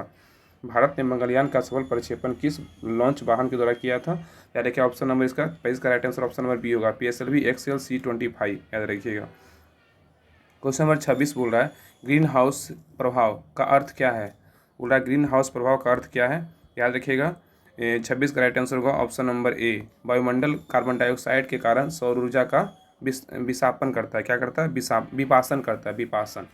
ग्रीन हाउस प्रभाव क्या अर्थ क्या है? बोल रहा है क्वेश्चन में ग्रीन हाउस प्रभाव का अर्थ क्या है? तो वायुमंडलीय कार्बन डाइऑक्साइड के कारण सौर ऊर्जा का विपासन करना। क्वेश्चन नंबर आइए 27 पे, बोल रहा है कि देशों के विभिन्न समूहों में किसके साथ अरुणाचल प्रदेश की सीमाएं लगती है? क्वेश्चन बोल रहा है कि देशों के विभिन्न समूहों में किसके साथ अरुणाचल प्रदेश की सीमाएं लगती है? तो 27 का राइट आंसर होगा ऑप्शन नंबर सी, भूटान, चीन, म्यांमार के साथ सीमा लगता है। याद रखिएगा, किसका? अरुणाचल प्रदेश राज्य का लगता है। किसके देश से? तो भूटान, चीन, म्यांमार के साथ। क्वेश्चन नंबर 28 बोल रहा है कि छिबरो, यहाँ पे लिखा है छिबरो, याद रखिए, छिबरो लिखा हुआ है, छिबरो लिखा हुआ है। छिबरो पनबिजली परियोजना कहाँ, किस नदी पर स्थित है? छिबरो पनबिजली परियोजना किस नदी पर स्थित है? तो 28 का राइट आंसर होगा ऑप्शन नंबर बी, टोंस नदी पे क्या है? छिबरो पनबिजली परियोजना स्थित है। छिबरो पनबिजली परियोजना किस नदी पे स्थित है? टोंस नदी पे स्थित है। क्वेश्चन नंबर आइए 29 पे, बोल रहा है कि वन जीव सप्ताह कब मनाया जाता है? बताइए, वन जीव सप्ताह जो है कब मनाते हैं? तो 29 का राइट आंसर होगा ऑप्शन नंबर ए, अक्टूबर के पहले सप्ताह को ना वन जीव सप्ताह मनाते हैं। याद रखिएगा, अक्टूबर के पहले सप्ताह को वन जीव सप्ताह मनाते हैं। इसका right answer option number A होगा। क्वेश्चन नंबर 30 का बात करें, बोल रहा है 30 नंबर कि निम्नलिखित में से किस राज्य में दलमा, यहाँ पे लिखा है दलमा लिखा हो, याद रखिएगा, दलमा दलमा दलमा वन जीव अभयारण्य है। निम्नलिखित में से किस राज्य में दलमा वन जीव अभयारण्य है? तो याद रखिए 30 का राइट आंसर क्या होगा? तो 30 का राइट आंसर होगा ऑप्शन नंबर ए, झारखंड में है। दलमा वन जीव अभयारण्य कहाँ है? तो झारखंड में है। क्वेश्चन नंबर 31 का बोल रहा है कि नेपाल हिमालय का विस्तार किन दो नदियों के बीच तक है? नेपाल हिमालय का जो विस्तार है किन दो नदियों के बीच तक है? 31 का राइट आंसर होगा ऑप्शन नंबर बी, काली और तीस्ता के बीच जो है नेपाल हिमालय का विस्तार है। काली और तीस्ता की नदियों के बीच जो है नेपाल हिमालय का क्या है? विस्तार है। क्वेश्चन नंबर 32 बोला कि पंचायत चुनाव कराने हेतु निर्णय किसके द्वारा लिया जाता है? बताइए, इसका आंसर क्या होगा? बहुत ईजी क्वेश्चन है। पंचायत में अगर चुनाव कराना रहेगा तो किसके द्वारा निर्णय लिया जाएगा? याद रखिएगा, 32 का राइट आंसर होगा ऑप्शन नंबर बी, राज्य सरकार के द्वारा लिया जाता है। किसका? राज्य सरकार के द्वारा लिया जाता है। क्वेश्चन नंबर 33 बोल रहा है कि आर्थिक नियोजन किस सूची का विषय है? आर्थिक नियोजन जो है किस सूची का विषय है? 33 का राइट आंसर होगा ऑप्शन नंबर सी, समवर्ती सूची का विषय है। आर्थिक नियोजन जो है इस समवर्ती सूची का विषय, याद रखिएगा, आर्थिक नियोजन समवर्ती सूची का विषय है। क्वेश्चन नंबर 34 का बात करें, बोल रहा है कि राष्ट्रपति की सिफारिश के बगैर कोई विधेयक जो कर लगा सकता है विधायिका में नहीं रखा जा सकता। यह प्रावधान भारतीय संविधान के किस अनुच्छेद में वर्णित है? क्वेश्चन फिर से रिपीट करें, सुनिएगा। राष्ट्रपति की सिफारिश के बगैर कोई विधेयक जो कर लगा सकता है विधायिका में नहीं रखा जा सकता है, यह प्रावधान भारतीय संविधान के किस अनुच्छेद में वर्णित है? तो 34 का राइट आंसर का ऑप्शन नंबर अनुच्छेद 117 में वर्णित है, याद रखिएगा। क्वेश्चन नंबर 35 बोल रहा है कि संविधान के किस अनुसूची में विभिन्न राज्यों में अनुसूचित क्षेत्रों के प्रशासन पर और नियंत्रण का विशेष उपबंध है? संविधान के किस अनुसूची में विभिन्न राज्यों में अनुसूचित क्षेत्रों के प्रशासन और नियंत्रण के लिए विशेष उपबंध है? तो 35 का राइट आंसर होगा ऑप्शन नंबर सी, 5वीं में है। किसमें? 5वीं में। नेक्स्ट है क्वेश्चन नंबर 36 बोल रहा है कि बंधुआ मजदूर अधिनियम संसद ने किस वर्ष पारित किया था? बंधुआ मजदूर अधिनियम जो है संसद ने किस वर्ष पारित किया था? तो 36 का राइट आंसर होगा ऑप्शन नंबर सी, 1976 में किया था। क्या किया था? 1976 में, याद रखिएगा। क्वेश्चन नंबर 37 है, बोल रहा है कि निम्नलिखित में से कौन गैर संवैधानिक निकाय है? इसमें जो है ना, कौन सा, इसमें जो ऑप्शन दिया है उसमें कौन है संविधान में चर्चा नहीं किया गया है, गैर संवैधानिक है? देखिए 37 का राइट आंसर होगा ऑप्शन नंबर ए है। क्या है? ऑप्शन नंबर सी है, ऑप्शन नंबर सी 1, 3, 4। तो इसमें देखिए राष्ट्रीय मानवाधिकार आयोग का चर्चा नहीं किया गया है, और केंद्रीय अन्वेषण ब्यूरो का चर्चा नहीं किया गया है, लोकपाल का चर्चा नहीं किया गया, सिर्फ वित्त आयोग का चर्चा संविधान में किया गया। कितना अनुच्छेद में? 280 में किया गया। याद रखिएगा, इसका जो संवैधानिक निकाय है ना वो सिर्फ वित्त आयोग है। यहाँ से गैर संवैधानिक का बात किया है ना, गैर संवैधानिक की बात किया तो राष्ट्रीय मानवाधिकार आयोग और केंद्रीय अन्वेषण ब्यूरो और लोकपाल, ये तीनों का चर्चा जो है ना नहीं है संविधान में, इसलिए गैर संवैधानिक है। जिसका चर्चा संविधान में है वो संविधानिक है, और जिसका चर्चा संविधान में नहीं है वो गैर संवैधानिक है। याद रखिएगा। क्वेश्चन नंबर है, देखिए बहुत धुंधला दिख रहा है, कोई नहीं, थोड़ा सा एडजस्ट कर लीजिए, हम ना क्वेश्चन रिपीट कर दे रहे हैं। देखिए बोल रहा है संपत्ति के अधिकार को किस वर्ष मौलिक अधिकार, संपत्ति के अधिकार को किस वर्ष मौलिक अधिकार, ये ना मौलिक अधिकार लिखा हुआ है, मौलिक अधिकार है। बोल रहा संपत्ति के अधिकार को किस वर्ष मौलिक अधिकार में अधिकार से हटाया गया, सॉरी यहाँ पे हटाया गया है, हटाया गया था। तो वही क्वेश्चन बोला संपत्ति के अधिकार को किस वर्ष मौलिक अधिकार से हटाया गया था? तो याद रखिएगा इसका राइट आंसर 38 का राइट आंसर होगा ऑप्शन नंबर बी होगा, 1978 होगा। यहाँ पे 1978 दिख रहा है, थोड़ा सा बहुत प्रॉब्लम, थोड़ा सा बस आज का सेट में 1978 में किया गया है। याद रखिएगा। तो संपत्ति के अधिकार को किस वर्ष मौलिक अधिकार से हटा दिया गया था? तो 1978 ईस्वी में हटाया गया था। याद रखिए।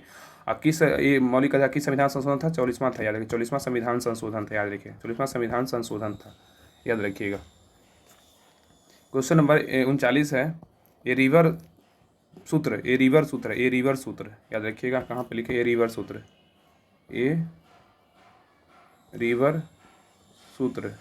ये रिवर सूत्र पुस्तक के लेखक कौन है? बोल रहा है ये रिवर सूत्र पुस्तक के लेखक कौन है? तो 39 का राइट आंसर होगा option number B, option number C, Geeta Mehta है। ये रिवर सूत्र पुस्तक के लेखक कौन है? गीता मेहता है। क्वेश्चन नंबर 40 पे ये बोल रहा है इनियक था, क्या था इनियक क्या था? तो 40 का राइट आंसर होगा ऑप्शन नंबर एक, इलेक्ट्रॉनिक कैलकुलेटर है। याद रखिए, सॉरी एक नहीं, कैलकुलेटर कंप्यूटर होगा, सॉरी यहाँ इनियक का बात किया, इनियक क्या था? तो 40 का right answer option number B होगा, एक इलेक्ट्रॉनिक कंप्यूटर था। तो इनियक क्या था? एक इलेक्ट्रॉनिक कंप्यूटर था। Option number B right answer है। क्वेश्चन नंबर 41 पे आइए कि प्रति वर्ष वर्ल्ड स्लीप डे कब मनाते हैं? बताइए। बहुत ही अच्छा क्वेश्चन है कि प्रति वर्ष जो है वर्ल्ड स्लीप डे, हम लोग को नींद इतना आता है ना, उसी के बारे में बोल रहा है कि प्रति वर्ष वर्ल्ड स्लीप डे कब मनाया जाता है? तो 41 का राइट आंसर होगा ऑप्शन नंबर बी, 19 मार्च को मनाते हैं। ऐसा भी दिन है कि एक दिन पूरा सोने का दिन है। प्रति वर्ष वर्ल्ड स्लीप डे कब मनाते हैं? 19 मार्च को मनाते हैं वर्ल्ड स्लीप डे। याद रखिएगा। क्वेश्चन नंबर 42 का बात करें, बोल रहा है कि निम्न में से किस पर ध्वनि का तारतम्य निर्भर करता है? ये तारतम्य लिखा हुआ है, याद रखिए ये तारतम्य लिखा हुआ है। बोल रहा है निम्न में से किस पर ध्वनि का तारतम्य निर्भर करता है? तो 42 का right answer option number B, आवृत्ति पे करता है। क्या करता है? आवृत्ति पे। क्वेश्चन नंबर 43 बोल रहा है कि सूर्य के चारों ओर घूमने वाले पृथ्वी के लिए कौन सा बल जिम्मेदार है? ये बल लिखा हुआ है, क्या है? बल। तो ये क्वेश्चन बोल रहा है सूर्य के चारों ओर घूमने वाले पृथ्वी के लिए कौन सा बल जिम्मेदार है? तो 43 का राइट आंसर होगा ऑप्शन नंबर बी, गुरुत्वाकर्षण बल है। तो क्वेश्चन फिर से रिपीट करें, सुनिएगा। सूर्य के चारों ओर घूमने वाले पृथ्वी के लिए कौन सा बल जिम्मेदार है? तो गुरुत्वाकर्षण बल जिम्मेदार है। याद रखिए। क्वेश्चन नंबर आइए 44। क्वेश्चन नंबर 44 बोल रहा है कि जब कोई वस्तु पृथ्वी से चंद्रमा पर स्थानांतरित किया जाता है तो द्रव्यमान पर क्या प्रभाव पड़ेगा?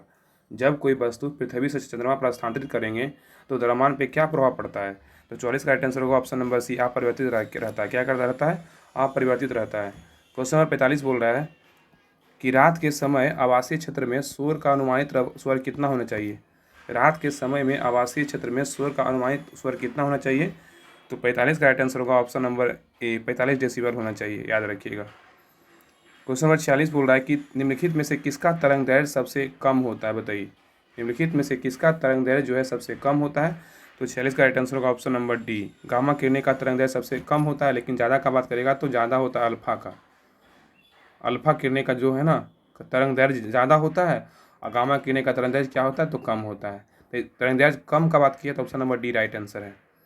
नेक्स्ट है, बोल रहा है कि 6 ओम के साथ 3 प्रतिरोधों को 6 वोल्ट की लंबाई पर समानांतर क्रम में जोड़ा जाता है तो परिपथ में कुल प्रतिरोध कितना होगा। बोला है 6 ओम के 3 प्रतिरोधों को 6 वोल्ट की सप्लाई पर समानांतर क्रम में जोड़ा जाता है तो परिपथ का कुल प्रतिरोध कितना होगा। तो 47 का राइट आंसर ऑप्शन नंबर ए 2 ओम होगा। कितना होगा 2 ओम, याद रखिएगा 2 ओम है, 2 ओम ऑप्शन नंबर ए राइट आंसर है। क्वेश्चन नंबर 48 बोल रहा है कि आवर्त सारणी के वर्ग के ऊपर से नीचे जाने पे आवर्त सारणी के वर्ग के ऊपर से नीचे जाने पे विद्युत ऋणात्मकता पर क्या प्रभाव पड़ता है। याद रखिए 48 का राइट आंसर होगा ऑप्शन नंबर ए घटता है। क्या होता है, घटता है। आवर्त सारणी के वर्ग में ऊपर से नीचे जाने पे विद्युत ऋणात्मकता पर क्या प्रभाव पड़ता है, तो घटता है। ऋणात्मकता क्या होता है, तो घटता है, याद रखिएगा। क्वेश्चन नंबर है 49। देखिए बहुत थोड़ा धुंधला दिख रहा है, शराब लिखा हुआ है। शराब शराब का पीएच मान निम्न में से कितना होता है। बोल रहा है शराब का जो पीएच मान है कितना होता है। शराब का पीएच मान, हालांकि शराब का जो पीएच मान होता है ना 2.8 होता है। कितना होता है, ऑप्शन नंबर बी राइट है, 2.8 होता है। नींबू कितना होता है, 2.2 होता है। नींबू का 2.2 होता है। तो शराब का बात कर रहा है, शराब का पीएच मान कितना 2.8 होता है। क्वेश्चन नंबर 50 है बिजली के बल्ब का फिलामेंट किस तत्व का बना होता है। बहुत ईजी क्वेश्चन है। बिजली के बल्ब का फिलामेंट किस तत्व से बना होता है, तो 50 का राइट आंसर होगा ऑप्शन नंबर बी टंगस्टन का बना होता है। बिजली के जो बल्ब का फिलामेंट बना होता है वो टंगस्टन का बना होता है। अब आइए स्मरणीय तत्व पे। हर सेट के पीछे ना ये बहुत इंपॉर्टेंट नोट्स दिया रहता है, इसको आप अच्छे से देखिएगा, बहुत पॉइंट ना क्लियर हो जाएगा, क्योंकि इसमें नोट्स में ना बहुत अच्छे से क्वेश्चन डाला रहता है।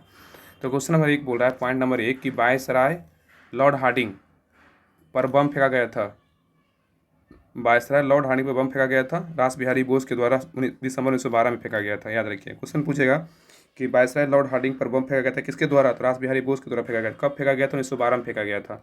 पॉइंट नंबर 2 बोल रहा है गदर पार्टी की स्थापना हुआ था कब, तो 1 नवंबर 1913 को हुआ था, सैन फ्रांसिस्को में हुआ था। और किसने किया था, लाला हरदयाल ने किया था। तो गदर पार्टी की स्थापना हुआ था 1 नवंबर 1913 को हुआ था। नेक्स्ट पॉइंट है कि किसने जापानी जहाज कामागाटा मारू किराए पर लिया था, तो बाबा गुरुदत्त सिंह ने लिया था। किसने जापानी जहाज कामागाटा मारू को किराए पर लिया था, तो बाबा गुरुदत्त सिंह ने लिया था। नेक्स्ट क्वेश्चन है कि गांधी जी द्वारा साबरमती आश्रम का स्थापना किया गया था कब किया था, 1916 में। गांधी जी द्वारा साबरमती आश्रम का स्थापना किया गया था 1916 में किया गया था, याद रखिएगा। क्वेश्चन नंबर नेक्स्ट है कि बाल गंगाधर तिलक द्वारा होम रूल लीग का स्थापना किया गया था कब, अप्रैल 1916 में किया गया था। बाल गंगाधर तिलक द्वारा होम रूल लीग का स्थापना किया गया था कब, अप्रैल 1916 में होम रूल लीग का स्थापना किया गया था, बाल गंगाधर तिलक के द्वारा किया गया था। अब नेक्स्ट पॉइंट पे आइए। पॉइंट नंबर नेक्स्ट बोल रहा है कि एनी बेसेंट द्वारा मद्रास में होम रूल लीग का स्थापना किस किया गया था, किसके द्वारा, कब किया गया था। एनी बेसेंट ने किया था मद्रास में ना, तो बोल रहा है एनी बेसेंट द्वारा मद्रास में होम रूल लीग का स्थापना किया गया था कब, सितंबर 1916 में किया गया था, याद रखिएगा। एनी बेसेंट ने मद्रास में होम रूल लीग की स्थापना किया था सितंबर 1916 में किया था। नेक्स्ट है गांधी जी ने, नेक्स्ट पॉइंट है गांधी जी ने सत्याग्रह का पहला प्रयोग किया था कहाँ, दक्षिण अफ्रीका में किया था, याद रखिएगा। बहुत अच्छा क्वेश्चन है। गांधी जी ने सत्याग्रह का पहला प्रयोग कहाँ किया था, तो दक्षिण अफ्रीका में किया था। नेक्स्ट है गांधी जी ने भारत में सत्याग्रह का पहला प्रयोग किया था चंपारण में। गांधी जी ने भारत में, अगर यहाँ पे गांधी जी ने सत्याग्रह का पहला प्रयोग ऐसे किया था दक्षिण अफ्रीका में, लेकिन गांधी जी ने भारत में सत्याग्रह का पहला प्रयोग कहाँ किया था, तो याद रखिए चंपारण बिहार में किया था, याद रखिएगा। गांधी जी ने भारत में सत्याग्रह का पहला प्रयोग किया था तो चंपारण बिहार में किया था। नेक्स्ट है गांधी जी से चंपारण आने का अनुरोध किया था किसने, राजकुमारी शुक्ल ने किया था, राजकुमार शुक्ल। गांधी जी से चंपारण आने का अनुरोध किसने किया था, राजकुमार शुक्ल ने किया था। नेक्स्ट पॉइंट है कि राजकुमार शुक्ल मृत्यु के पश्चात किस अंग्रेज अधिकारी ने कहा था कि वह चंपारण का इकलौता मर्द था, तो जॉर्ज एमन। ये तो आपको साफ दिख रहा होगा। बहुत अच्छा क्वेश्चन है, इसको ध्यान से देखिएगा, ठीक है। राजकुमार शुक्ल के मृत्यु के पश्चात किस अंग्रेज अधिकारी ने कहा था।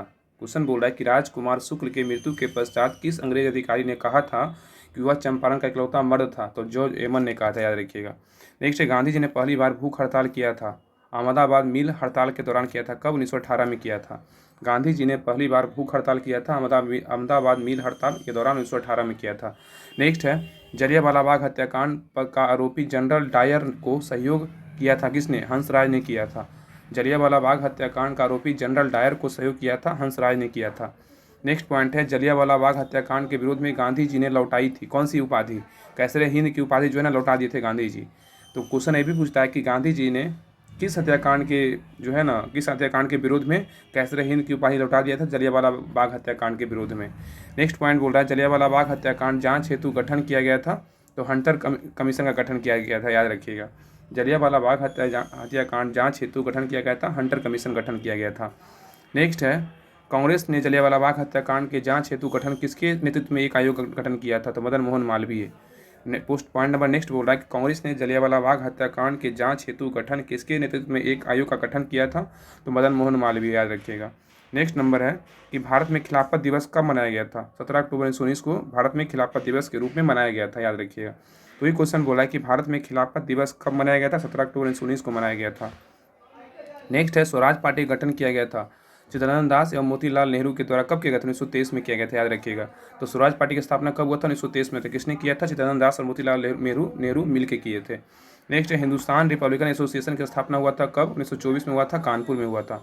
हिंदुस्तान रिपब्लिकन एसोसिएशन की स्थापना हुआ था 1924 में, कानपुर में हुआ था। नेक्स्ट बोल रहा है हिंदुस्तान सोशलिस्ट रिपब्लिकन एसोसिएशन का स्थापना हुआ था 1928 में हुआ था, नई दिल्ली में। तो अगर हिंदुस्तान रिपब्लिकन एसोसिएशन सिर्फ रहेगा तो 1924 में कानपुर में हुआ था, लेकिन अगर बात करें हिंदुस्तान सोशलिस्ट रिपब्लिकन एसोसिएशन का लगल रहेगा तो स्थापना कब हुआ था, कहाँ स्थापना हुआ था? तो 1928 में हुआ था, नई दिल्ली में, याद रखिएगा। अगर हिंदुस्तान सोशलिस्ट अगर लगा हुआ रहेगा तो 1928 नई दिल्ली, अगर हिंदुस्तान रिपब्लिकन एसोसिएशन सिर्फ रहेगा तो 1924 में कानपुर में हुआ था। दोनों में थोड़ा सा अंतर है। नेक्स्ट है काकोरी की घटना घटित हुआ था कब? 19 अगस्त 1925 को हुआ था। इसका नया नाम जो है ना काकोरी ट्रेन एक्शन कर दिया गया है। काकोरी ट्रेन एक्शन, याद रखिएगा। काकोरी ट्रेन एक्शन इसका नया नाम है, काकोरी ट्रेन डकैती का। तो याद रखिएगा ये हुआ था 9 अगस्त 1925 को हुआ था। राजेंद्र लाहाड़ी, रोशन सिंह, अशफाक उल्लाह खान को फांसी दिया गया था, काकोरी कांड में शामिल होने के कारण दिया गया था। नेक्स्ट है व्हाइट मैन कमीशन के नाम से जाना जाता था किसको? साइमन कमीशन को। व्हाइट मैन कमीशन के नाम से जाना जाता था साइमन कमीशन को। नेक्स्ट है साइमन कमीशन भारत आया था कब? 3 फरवरी 1928 को साइमन कमीशन भारत आया था। साइमन कमीशन भारत आया था 3 फरवरी 1928 को आया था। नेहरू रिपोर्ट प्रस्तुत किया गया था 1928 में प्रस्तुत किया गया था, याद रखिएगा। नेहरू रिपोर्ट प्रस्तुत किया गया था 1928 में प्रस्तुत किया गया था। लास्ट पॉइंट है कि पब्लिक सेफ्टी बिल के विरोध में बटुकेश्वर दत्त भगत सिंह ने सेंट्रल असेंबली में बम फेंका था कब? 8 अप्रैल 1929 को बम फेंका था। जितने भी इस क्वेश्चन में सेट का जो लास्ट में नोट्स में जितने भी लाइन दिया हुआ ना बहुत इंपॉर्टेंट है। 1-2 बार वीडियो को देखिएगा, सारा याद हो जाएगा, क्योंकि देख रहे हैं क्वेश्चन का लेवल कितना अच्छा है। ये नोट्स नहीं है, एक तरह से एकदम जो है ना एक हीरा की तरह सजाया गया इस नोट्स को एकदम, इसलिए नोट्स के पीछे दिया गया है। तो पब्लिक सेफ्टी बिल के विरोध में बटुकेश्वर दत्त एवं भगत सिंह ने सेंट्रल असेंबली पे बम फेंका था 8 अप्रैल 1929 में फेंका था, याद रखिएगा। 8 अप्रैल 1929 में। तो सेट नंबर 33 कंप्लीट हो गया है।